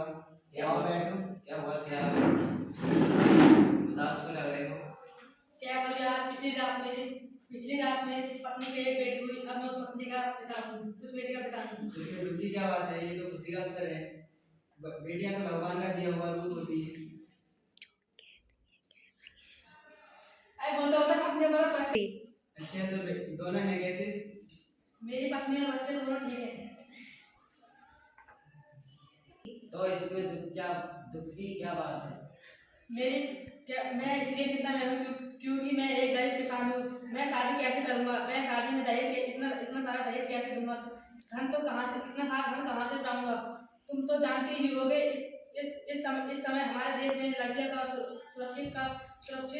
सुरक्षा का प्रश्न कितना बड़ा है। मैं सब कैसे मैनेज करूँगा?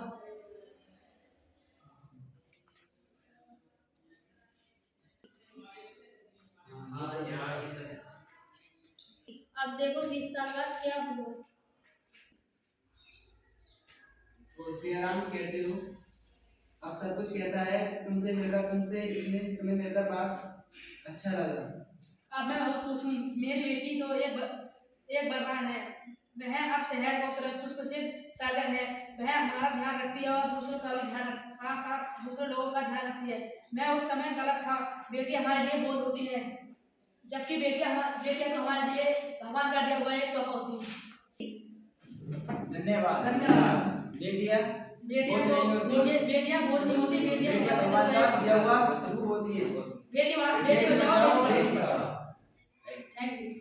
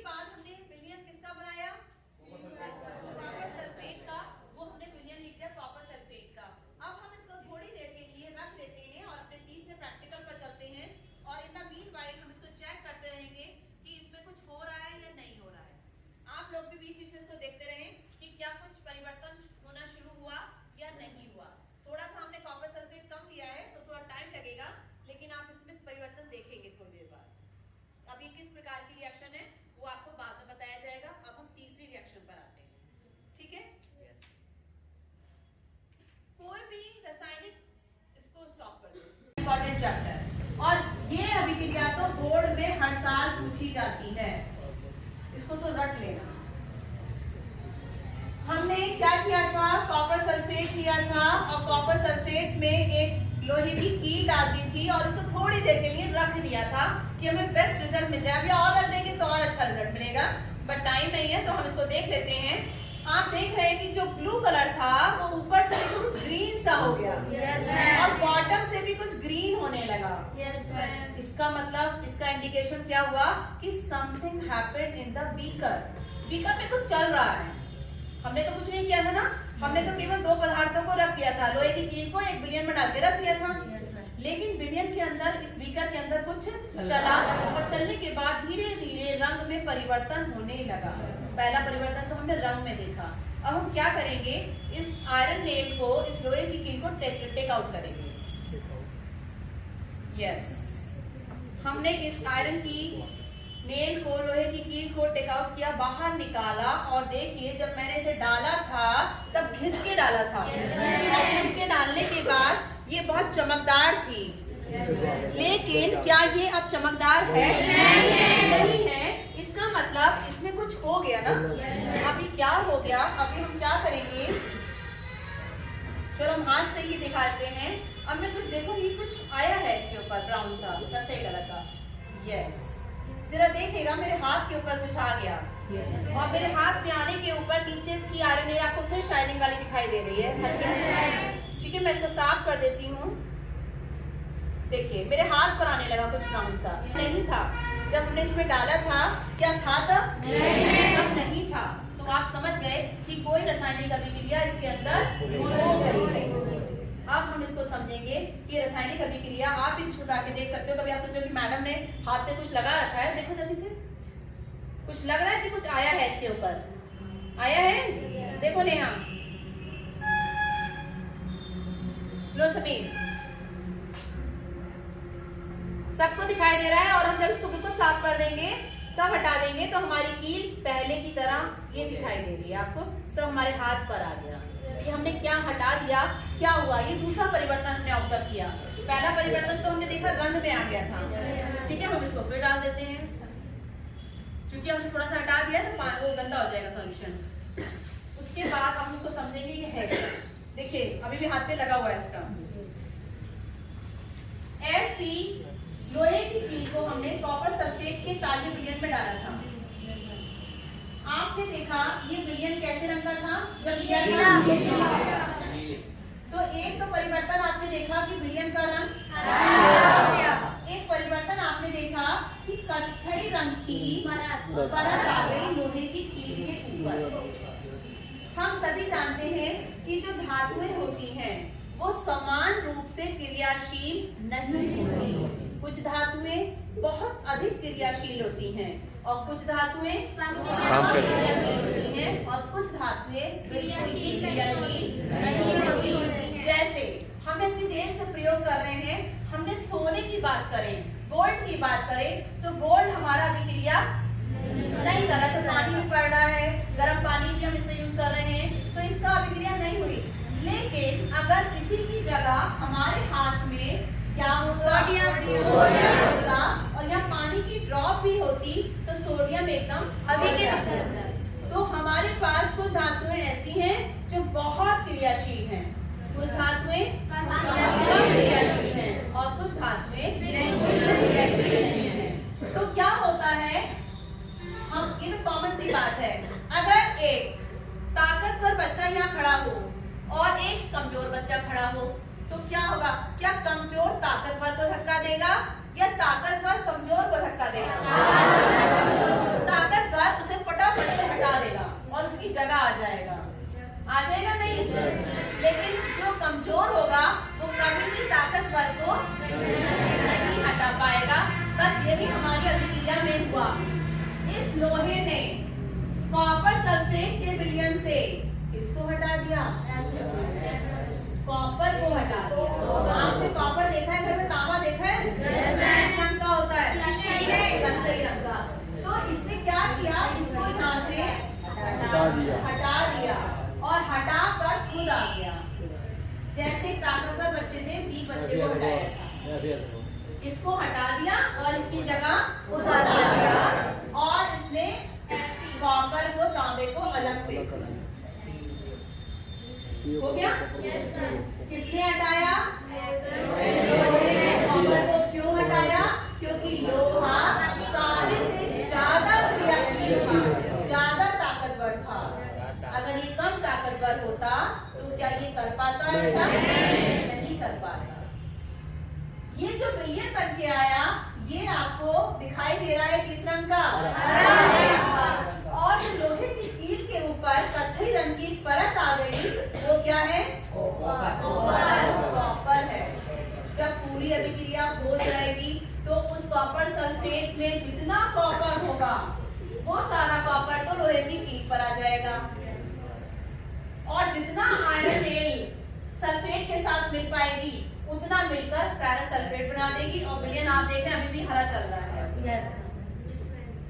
तो हम समझ गए कि जब एक बहुत अधिक क्रियाशील धातु कम क्रियाशील धातु को हटा देती है तो उस अभिक्रिया को हम अभिक्रिया कहते हैं। समझ गए? कौन हटाएगा? ताकतवर को अब यहाँ पे हम यूज करेंगे अधिक क्रियाशील। जब अधिक क्रियाशील धातु को बिलियन में से हटाया इसने। ऐसा नहीं था कि कॉपर अलग से यहाँ पर कॉपर का टुकड़ा रख दिया और यहाँ पर हमने लोहे का टुकड़ा रख दिया, लोहा जाएगा और कॉपर को धक्का देके हटा देगा। ऐसा नहीं करेगा, बिलियन में से हटाएगा। ठीक है? वो भी ताकतवर धातु किसी दूसरी कम ताकतवर धातु को किसमें से हटाएगी? बिलियन से हटा देगी और उसकी जगह खुद आ जाएगी। इसीलिए बिलियन का रंग भी बदलेगा और वो धातु जो हटाई है वो अलग हो जाएगा। हम इसी को थोड़ा चेंज करके देख लें। अब हमने उल्टा कर दिया थोड़ा सा। हमने कॉपर धातु ले ली, एक कॉपर का टुकड़ा ले लिया और हमने उसे हरे रंग के आयरन सल्फेट में डाल दिया। उल्टा कर दिया है। पहले हमने Fe को डाला था कॉपर सल्फेट में, अब हमने कॉपर को आयरन सल्फेट में डाल दिया। अब आप सोच के बताइए क्या अभिक्रिया होगी? नहीं होगी। किसी कीमत पर यह अभिक्रिया नहीं होगी। क्यों नहीं होगी?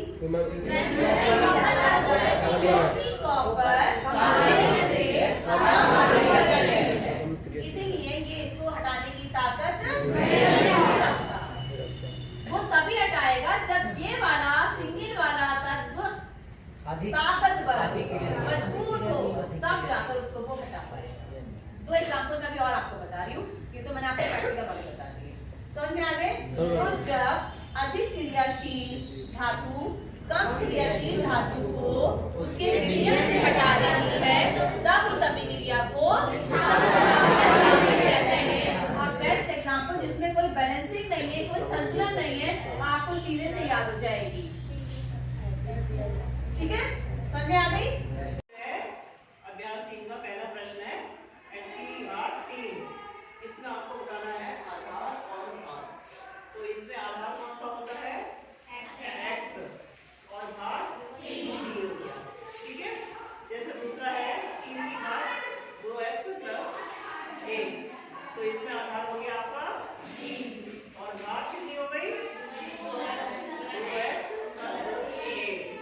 तीसरे इसमें 5 की घात 7। इसमें आधार कितना हो गया? 5 और भार 7 हो गया। ठीक है?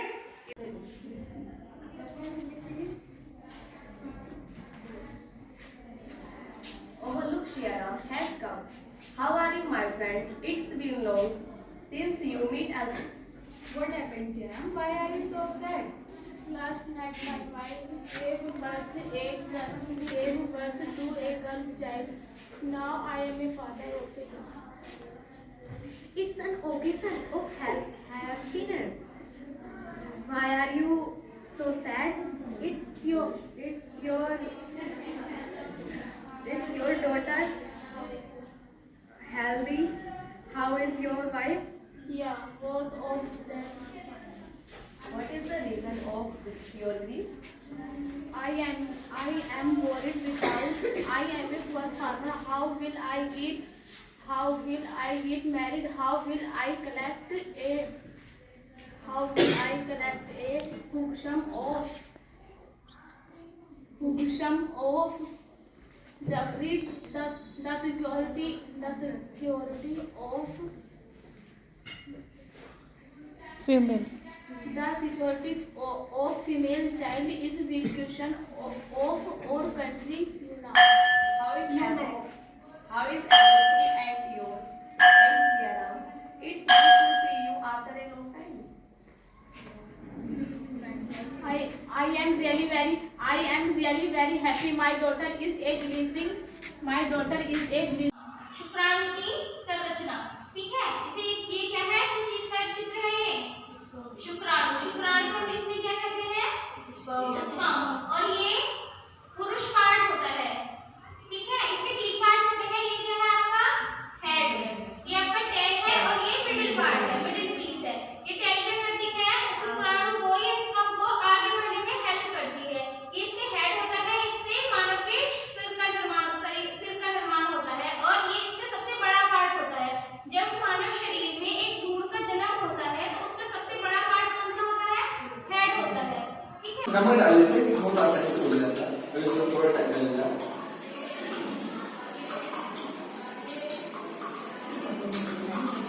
देखिए ये घुलने लगा, और ये जो घुला हुआ भाग है ये क्या बन गया? विलयन। कैसा विलयन बना? समांगी विलयन बना। अब देखिए, अब विषमांगी विलयन कौन सा होता है? हमने क्या काम करा, ये रेत डाल लिए, क्या डाल लिया? रेत डाल लिया, और रेत को घोला। जब रेत को घोला, रेत को कैसे घोला? और रेत के घोल के जो विलयन बना, इसके जो कण हैं रेत के, अब तुम्हें दिखाई देने लगा होगा, ये अभी गंदा हो चुका है, और थोड़ा फेंकने के बाद में ये नीचे जाके बैठ गया। जब ये बैठ गया तो ये कैसा हो गया? विषमांगी। क्या हुआ? इसमें विलय क्या लिया था? रेत लिया था, और विलय क्या था? जल।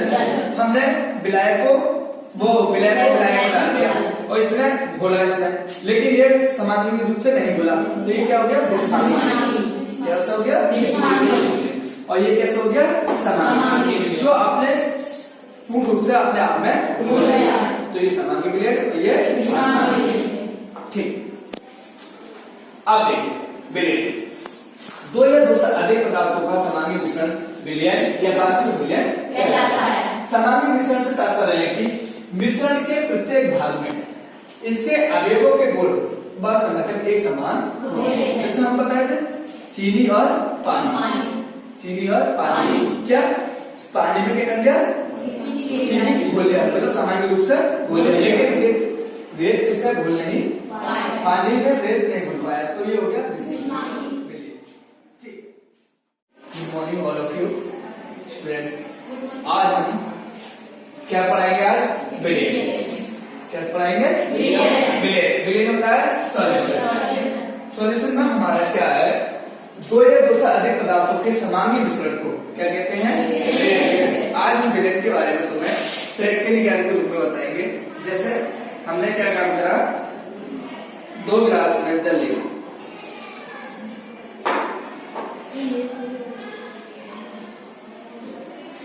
देखिए हमें बनाना है समांगी विलयन। समांगी विलयन जिसके घटक कैसे होते हैं, जिसके घटक और अवयव कैसे होते हैं? समान होते हैं। अब हम क्या करते हैं, विलयन बनाने के लिए हमने एक उसमें चीनी डाली, चीनी या नमक डालो, ये क्या है? चीनी। अब इसे हमने डाल लिया,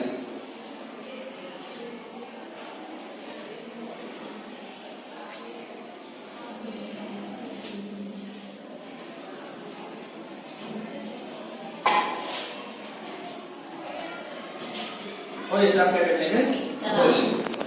इससे ऐसे बोलेंगे कि इसके जो घटक है ये आपस में अपोजिट घटक मिल जाए, इसके घटक जो क्या करेंगे? आपस में मिल जाए। अब ये क्या करेगा, इसमें जो विलायक होता है वो क्या होता है? जल।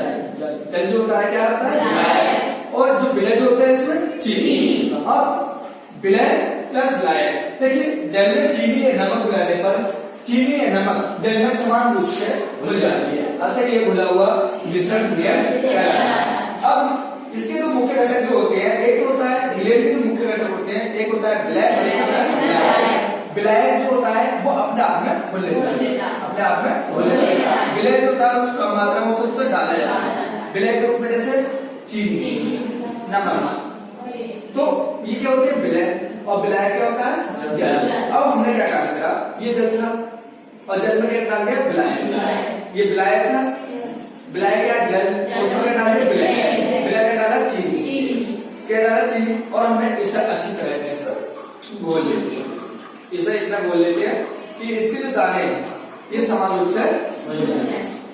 जैसे कि हम नमक डाल लेते हैं बहुत आसानी से घुल जाता है, तो इसमें थोड़ा टाइम लगता है।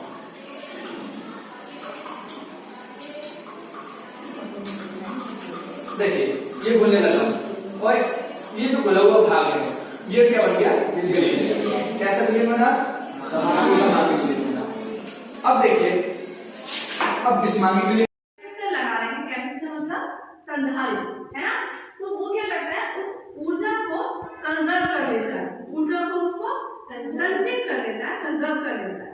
अब जैसे हमने कोई प्रकट लिया, सपोज करें आपके पास बैटरी है ना, हमने इसको ये तार लिया हुआ है इसमें वायर में, और हमने इसको कोई इलेक्ट्रिक हमारा उपकरण है उससे हमने कनेक्ट कर दिया। अब हम चाह रहे हैं कि उसमें हमारी ऊर्जा कंजर्व रहे, तो हमें क्या लगाना होगा उसमें कैपेसिटर। कैपेसिटर मतलब संधारित्र, कैपेसिटर मतलब संधारित्र। अब जैसे हम जब रेजिस्टेंस जब प्रतिरोध लगाते हैं श्रेणी क्रम में या समांतर क्रम में, तो जो श्रेणी क्रम में जो उसका तुल्य प्रतिरोध आता है, संधारित्र के मामले में ये जस्ट अपोजिट होता है। संधारित्र को अगर हम श्रेणी क्रम में लगाएंगे तो इसका जो तुल्य आएगा, तुल्य धारिता इसकी बेटा हुआ यूज ऑफ आर्टिकल, कि हम आर्टिकल्स को कैसे यूज करते हैं। तो सबसे पहले ये जानना जरूरी है कि आर्टिकल्स होते कौन कौन से हैं। तो आर्टिकल्स टू टाइप्स के होते हैं, पहला डेफिनेट आर्टिकल्स, दूसरा इनडेफिनेट आर्टिकल। कौन सा? Indefinite. How are you, Priyank? It's been long since you meet us. What happened, Raja? Why are you so upset? Last night my wife gave the birth to a girl child. I am father of a daughter. Yeah, both of them are. What is the reason of grief? I am worried. I am poor farmer. Government यानी कि महिला सशक्तिकरण, आप एक महिला के women के standard को कैसे रेज कर सकते हैं, कैसे बूस्ट कर सकते हैं, ये सारी चीज आप इसमें पढ़ेंगे। वेज ऑफ वुमेन एम्पावरमेंट, यानी कि वुमेन एम्पावरमेंट को बढ़ाने के तरीके। आप कौन कौन से उनको अपॉर्चुनिटी दे सकते हैं। Number 1, by giving women education. By giving यानी कि आप वुमेन्स को एजुकेशन दे सकते हैं, अपॉर्चुनिटी दें आप उनको। सेकेंड है बाय गिविंग जॉब अपॉर्चुनिटीज, और उनको जॉब के भी अवसर दिए जाए, नौकरी के भी उनको अवसर दिए जाए, चाहे नौकरी हो चाहे बिजनेस हो। ठीक है, इसकी आवाजें बनने होंगे आपके 225 को मिश्रण लिखेंगे, 225 इस तरह से, यानी 200 जैसे वर्णन करते हैं, अभी मैंने पीछे करा था 15 20 25 से वर्णन करे थे, इसको कराएंगे वो 5 पढ़ते हैं, ये आपने वो 520 बचा 25, यानी 520 हो गए आपके ये, और बचा 25 हो गए। अब उसका कितना हो गए, 5 नेम 45, 5 नेम 45 और 3 दिया 3 का 3, यानी 5 से भाग करेंगे इसको हम 520 बचा 25, 5 नेम 45, 3 दिया 3 का 3। तो सारे जैसे वर्णन हम जैसे कोई आवाज वर्णन हो जाए कि भाई 15 20 25 15, यानी इसके हम जो आवाज वर्णन इस तरह से करते हैं। अब इसे एक और याद किया, मैं कह दूं प्रश्न नंबर आपको देखिए अगला 256 आ गया कि आवाज की संख्याएं हैं उन्हें कहते हैं हम प्राकृतिक संख्याएं, यानी कि नेचुरल नंबर। वस्तुओं को गिनने के लिए जिन संख्याओं का प्रयोग किया जाता है उन संख्याओं को कहते हैं प्राकृतिक संख्याएं। उसके बाद हमने उन संख्याओं में क्या मिला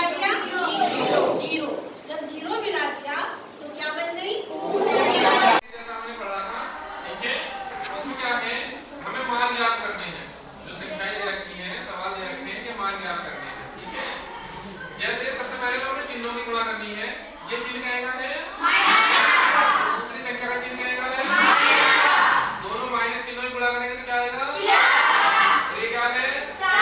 ये 4 की 4 में गुणा करेंगे तो ठीक है। इस तरह के सवाल हमने पहले भी किए हैं। अभी क्या है? ये क्या है? अगर 0 में किसी संख्या की गुणा करते हैं तो क्या आता है? ठीक है। ये क्या है? प्लस है माइनस का है? इसका कोई चीज नहीं होता, प्लस का होता है। गुणा किसमें करनी है? ठीक है। प्लस और माइनस की गुणा करेंगे तो क्या आएगा? क्या की गुणा करेंगे? 5 प्लस क्या करेंगे? 3। ठीक है। नेक्स्ट करते हैं ये 7 है। 7 प्लस का है माइनस का? दोनों क्या है? कोई चीज नहीं है तो माइनस का नहीं है, प्लस का है।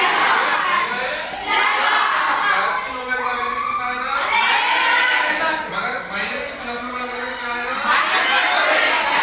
ठीक है। नेक्स्ट सवाल है निम्नलिखित के मान ज्ञात करना।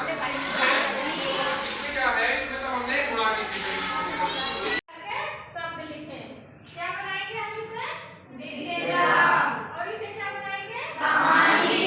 यहाँ क्या बनाएंगे? यहाँ फिर नीचे क्या है? उचित मात्राओं का प्रयोग करके शब्दों को पूरा करें। हम इसे कैसे पूरा करेंगे? क्या बनेगा?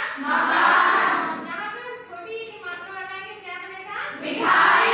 फिर यहाँ पे कुआं। फिर क्या बनेगा? यहाँ पे क्या बनेगा? आलू। यहाँ दुकान। फिर अब हम यहाँ क्या बनाएंगे? खरगोश। मात्रा लगाएंगे खरगोश। फिर यहाँ पे मोर। फिर भेड़िया। फिर तितली। मात्रा यहाँ पे लगाएंगे, क्या बन जाएगा? तितली। फिर यहाँ पे आगे मात्रा लगाएंगे तो क्या बनेगा? किताब। फिर यहाँ किसान।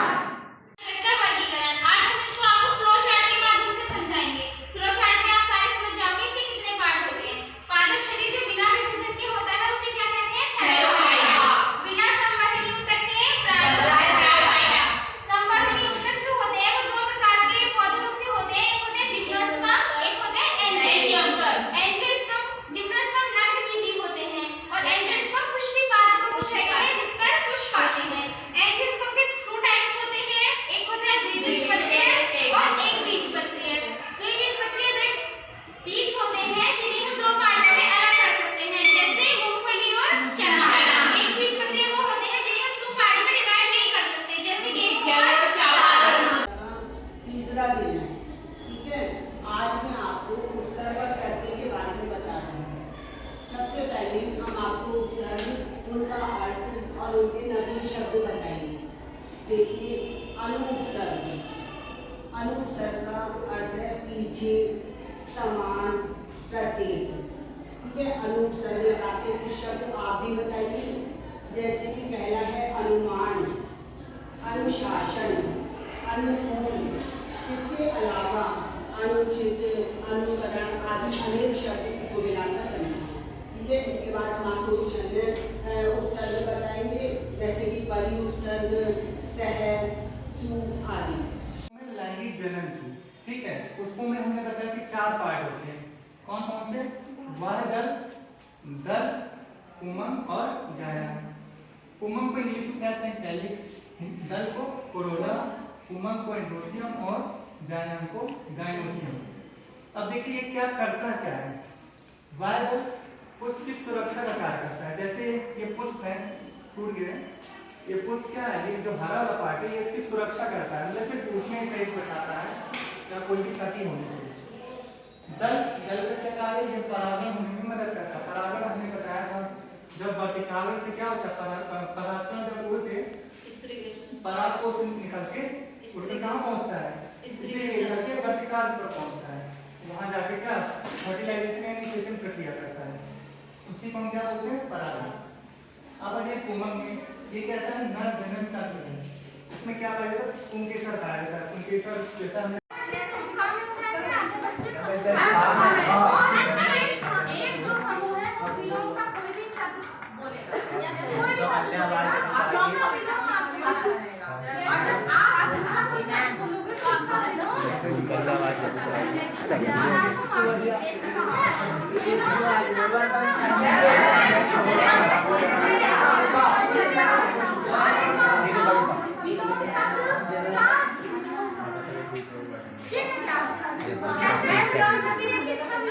अरे क्या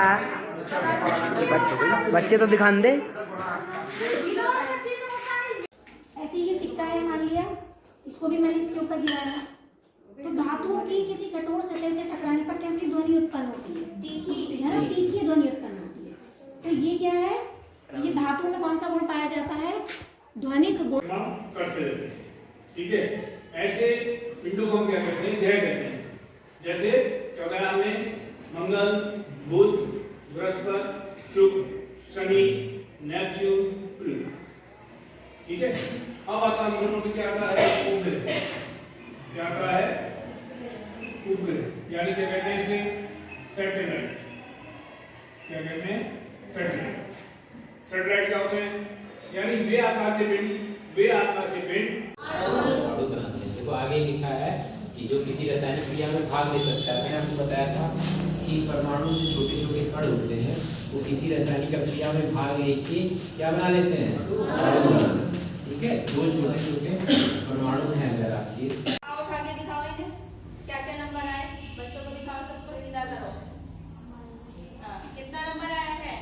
6 और उसमें 1 क्या है ये? माइनस, यानी कि पहला नंबर हमें मिला माइनस का 6। फिर उछालो दोबारा, अब दिखाओ इन्हें कितना मिला? माइनस के 2। तो अगर हम इसे सॉल्व करें तो कितना आएगा? माइनस माइनस प्लस हो जाती है, प्लस करने पर 6 और 2 कितना हो गया? 8 माइनस। ठीक है, ऐसे ही स्टॉप कर दो। कंबशन हो रहा है। कंबशन मतलब दहन। दहन हो रहा है, कहीं कोयला जलाया जा रहा है। तो C प्लस क्या बनाएगा ये? CO2। ठीक है, वातावरण के अंदर नाइट्रोजन क्या रहती है? उपस्थित रहती है। ये सब ऑक्सीजन के साथ क्रिया करके क्या बनाएगी? NO2, है ना? NO2। अब बच्चों इसके अंदर हम बहुत सारे उदाहरण देख सकते हैं। मान लो कहीं पर अलग अलग प्रकार से क्या हो रही है? रिएक्शन हो रही है। जैसे रिएक्शन के अंदर देख सकते हो कहीं सल्फर पटाखे छोड़े जा रहे हैं, है ना?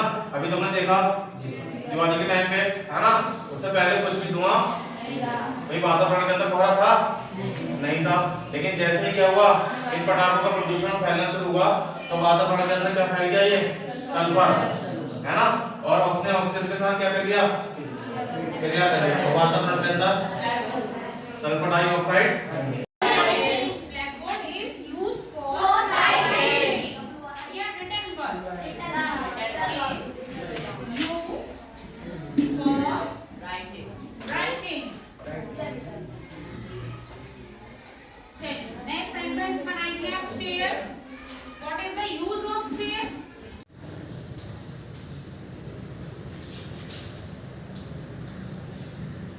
ये जो है वर्ड्स राइमिंग वर्ड्स है जो इसमें पोएम में यूज किए गए हैं। नॉट के साथ गॉड, ये राइमिंग वर्ड सेम सिमिलर आवाज कर रहे हैं, मीनिंग अलग है। राइम जो मतलब बोलने में एक जैसे हो। उसके बाद टू और डू और ग्रीस और गिरीस। ठीक है, ये राइमिंग वर्ड है जो पोएम में यूज किए गए हैं। पहले अगर हम कोई सेंटेंस लिखते हैं तो हर सेंटेंस का पहला लेटर हम कैसा बनाते हैं? कैपिटल। ठीक है, उसके बाद जो है अगर हमारा सेंटेंस खत्म हो जाता है तो फुल स्टॉप के बाद अगर हम नया सेंटेंस स्टार्ट करते हैं तो उसका फर्स्ट लेटर भी हम कैसा बनाते हैं? कैपिटल।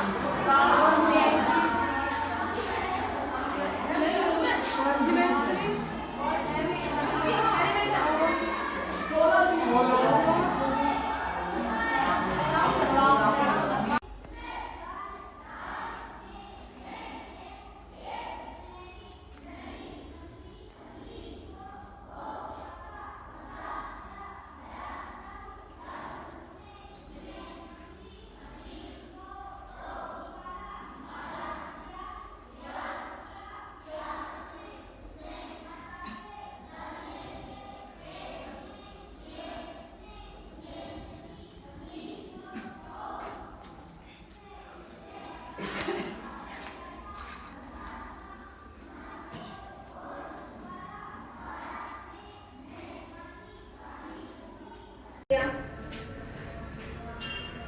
लीजिए 3 परमाणु जुड़ गए। हमने एक को और जोड़ दिया, तो इसमें कितने परमाणु? परमाणु आपके जोड़ दिए। तो जब पहले जोड़ा, सपोज हमने ए परमाणु और एक लिया हमने परमाणु और इनको जोड़ दिया, ये वाला स्ट्रक्चर आपको यहाँ दिखाई दे रहा है, ठीक है। तो ये अवस्था क्या होगी? फिर हमने क्या किया, ए परमाणु, बी परमाणु और सी परमाणु, अब हमने इनको भी जोड़ दिया, मींस हमने इसमें एक और लगा दिया। तो जब हम 2 या 2 से अधिक, जब हम 2 या 2 से अधिक परमाणु को जोड़ते हैं, अणु बन जाता है। तो इस तरह से आप समझ सकते हैं कि किसी भी पदार्थ की सबसे छोटी अवस्था तो अणु है। हर पदार्थ किससे मिलके बना है? परमाणु से। पूरा हमारा जो ब्रह्मांड है उसमें सभी पदार्थों के सबसे छोटे जो कण हैं वो क्या हैं? परमाणु। और जब परमाणु आपस में जुड़ते हैं तो फिर अणु का निर्माण होता है। समझ में आ गए? अब अणु कितने प्रकार के हो सकते हैं? जुड़ने वाला परमाणु कैसा हो सकता है? इसके लिए हम एक प्रयोग और करेंगे। क्या करेंगे?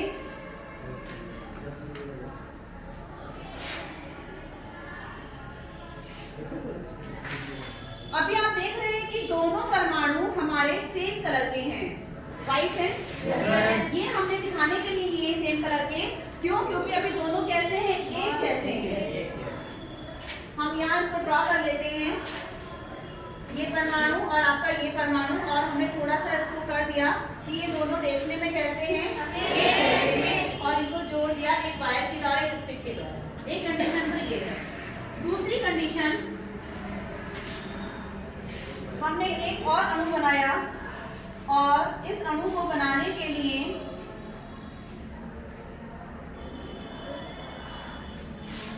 अब हमने थोड़ा सा डिफरेंशिएट किया, और डिफरेंशिएट करने के लिए हमने इस पर कलर कर दिया है।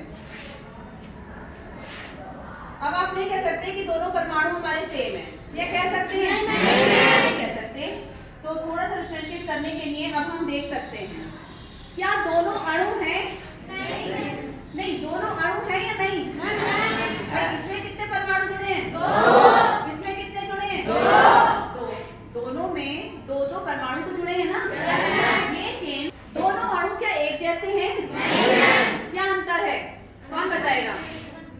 बताइए, कौन बताएगा कि इस वाले अणु में क्या अंतर है? इसके परमाणु कैसे हैं और इसके परमाणु? आप बताइए। इस वाले परमाणु तो सेम है, मिल जाएगा। इस वाले अणु में दोनों परमाणु कैसे दिखाई दे रहे हैं? दिखाई दे रहे हैं।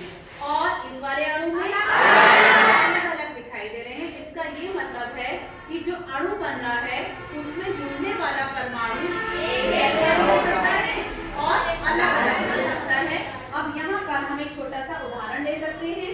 जैसे हमने हाइड्रोजन का परमाणु और हाइड्रोजन का परमाणु जोड़ा, ठीक है, H और H, तो हमारा बनके क्या आ जाएगा? ये क्या है? परमाणु है या अणु है? परमाणु। और ये क्या है? जब हम H लिखेंगे तब इसका मतलब हम परमाणु लिख रहे हैं, और जब हम दोनों को जोड़कर H2 लिखते हैं तो हाइड्रोजन का हम अणु लिखते हैं। समझ में आ गई? एक और केस हमने लिया। अब हमने ये केस लिया, क्या दोनों परमाणु एक जैसे हैं? नहीं है। इसका मतलब जो दूसरा वाला हमारा केस है वो आ गया। उसके लिए हमने क्या किया है? उसके लिए हमने सपोज H लिया और यहाँ पर हमने क्लोरीन का परमाणु ले लिया। अलग हो गया? अलग होने पर जो अणु बना वो HCl। तो अणु एक जैसे भी हो सकते हैं, अलग अलग। मींस एक जैसे परमाणु जुड़ेंगे तो समान अणु बन जाएगा, और जब अलग अलग परमाणु जुड़ेंगे तो समान अणु इस प्रकार का अणु हो जाएगा। तो आप समझ गए? तो केवल इस तो जिस परमाणु का जितना परमाणु क्रमांक होता है उतने ही इलेक्ट्रॉन होते हैं, उतने क्या होते हैं? दैट मींस इसमें जो इलेक्ट्रॉन है वो कितने हैं? 17। प्रोटॉन कितने हैं? 17। ठीक है, देखो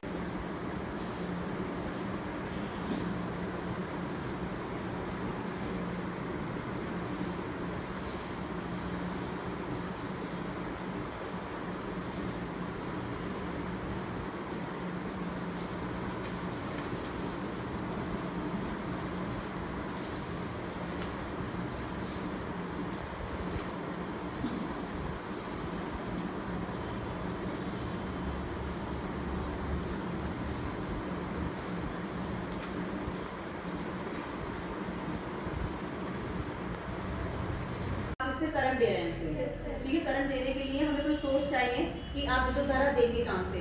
तो जब आप इसे देंगे उसके बाद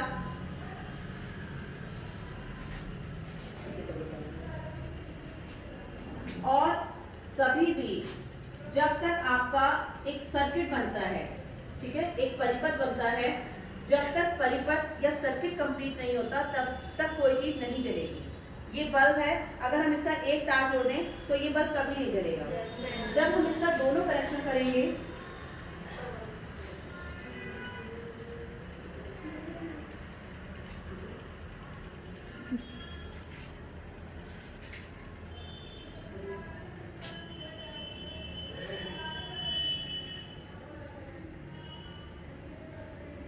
देख रहे हैं आप, ऐसे देखिए इसमें क्या करेंगे, हम सर्किट कंप्लीट करेंगे कि हमने इस वायर को इससे और ये वायर आपका यहाँ आ गया जरा। तो ये एक सर्किट होता है कि जब तक आप परिपथ को पूर्ण नहीं करेंगे तब तक कोई भी चीज आपकी जलेगी। जैसे हम विद्युत धारा देंगे वैसे एक आवेश आ जाएगा। हम इसको कनेक्ट कर देते हैं, आप छोड़ो, डरो नहीं, इसमें इतने वोल्ट हुए ना करंट के, ये तो बहुत लोग है ना, जो हाथ से इसको टच करो तुमसे, चलो एक साथ ये देखिए, इधर दिखाओ सबको दिखाई दे रहा है बेटा?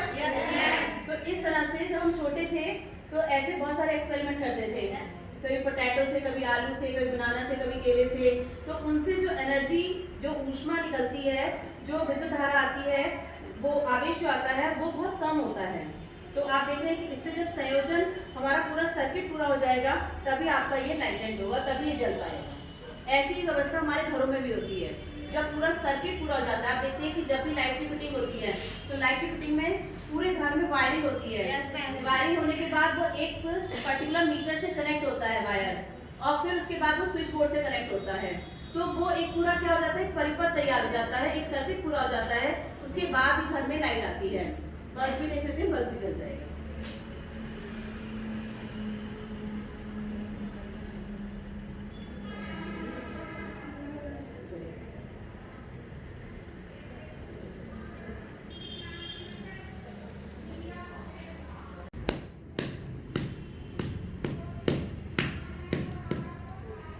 देखो ये तोड़ रही है, इतने आप इसको भी देख लें बेटा, धीरे थोड़ा ना, बीच में क्रॉट निकलेगी। ये बाहर से कैसा दिखाई दे रहा है, सबने देख लिया था ना। अब हम इसको तोड़ के दिखा रहे हैं कि इसके अंदर क्या क्या निकलने वाला है। ये क्या कर रही हो? मैं सेल्फ तोड़ रही हूँ, इसके अंदर हम देखेंगे क्या निकल रहा है।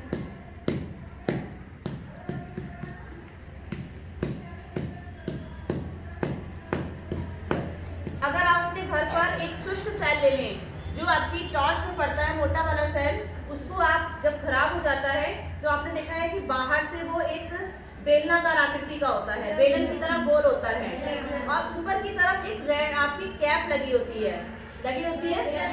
उस कैप से अब हम उसको तोड़ेंगे तो एक अंदर की तरफ आपको छड़ भी दिखाई देगी, एक रॉड दिखाई देगी, और जब आप उसे खोलेंगे तो आपने देखा कि इसने नूर शिफा ने इसको तोड़ा, और इसके अंदर ये देखिए आपको कुछ ब्लैक कलर का इस तरह से उसमें भी दिखाई देगा। दिखाई दे रहा है सबको? तो यहाँ पर ये एक ब्लैक कलर का पाउडर निकला है, साथ में एक तो निकलता है काले रंग का इसमें पाउडर, काले रंग का चूर्ण कह लीजिए, पाउडर कह लीजिए। और आपने एक चीज और देखी होगी कि सेल के आसपास सफेद रंग की सफेदी भी दिखाई देती है। देती है? Yes ma'am. वो भी इस पर दिखाई दे रही थी, आपने ध्यान नहीं दिया उस समय। सफेद रंग का भी कुछ दिखाई देता है। तो यहाँ पर इस सेल में बाहर की तरफ स्ट्रक्चर है, इसका संरचना है बेलनाकार, बीच में एक कैप होती है, टोपी होती है। जब आप इसे खोलेंगे तो बीच और बीच में आपको एक रॉड भी दिखाई देगी। ये जो रॉड है ये कार्बन की बनी होती है, और ये जो ब्लैक कलर का चूर्ण भरा होता है ये मैग्नीज ऑक्साइड का होता है, MnO2 का होता है। मैग्नीज ऑक्साइड और कार्बन के कारण ही पूरे जो सेल के अंदर का भाग होता है वो काले रंग का दिखाई देता है, काले रंग का पदार्थ होता है। कार्बन आपका कैसा होता है? काला होता है, और मैग्नीज ऑक्साइड भी आपका काला होता है। जो सफेद वाला आपको दिखाई देता है चूर्ण, वो होता है अमोनियम क्लोराइड। तो इस प्रकार से किसी भी शुष्क सेल को बनाने के लिए आप जो स्ट्रक्चर देखेंगे उसका संरचना, उसमें मेन होता है कार्बन की रॉड होती है, कार्बन की छड़ होती है, और उसके चारों तरफ काले रंग का मैंगनीज ऑक्साइड का चूर्ण भरा होता है, और जो सफेद रंग का पाउडर आपको दिखाई दे रहा है वो अमोनियम क्लोराइड का होता है। इतना आपको पता होना चाहिए, क्योंकि ये सेल बहुत ही महत्वपूर्ण होती है, बहुत जगह यूज की जाती है। तो इसको कैसे बनाते हैं, बहुत सिंपल है इसकी मैन्युफैक्चरिंग। ठीक है।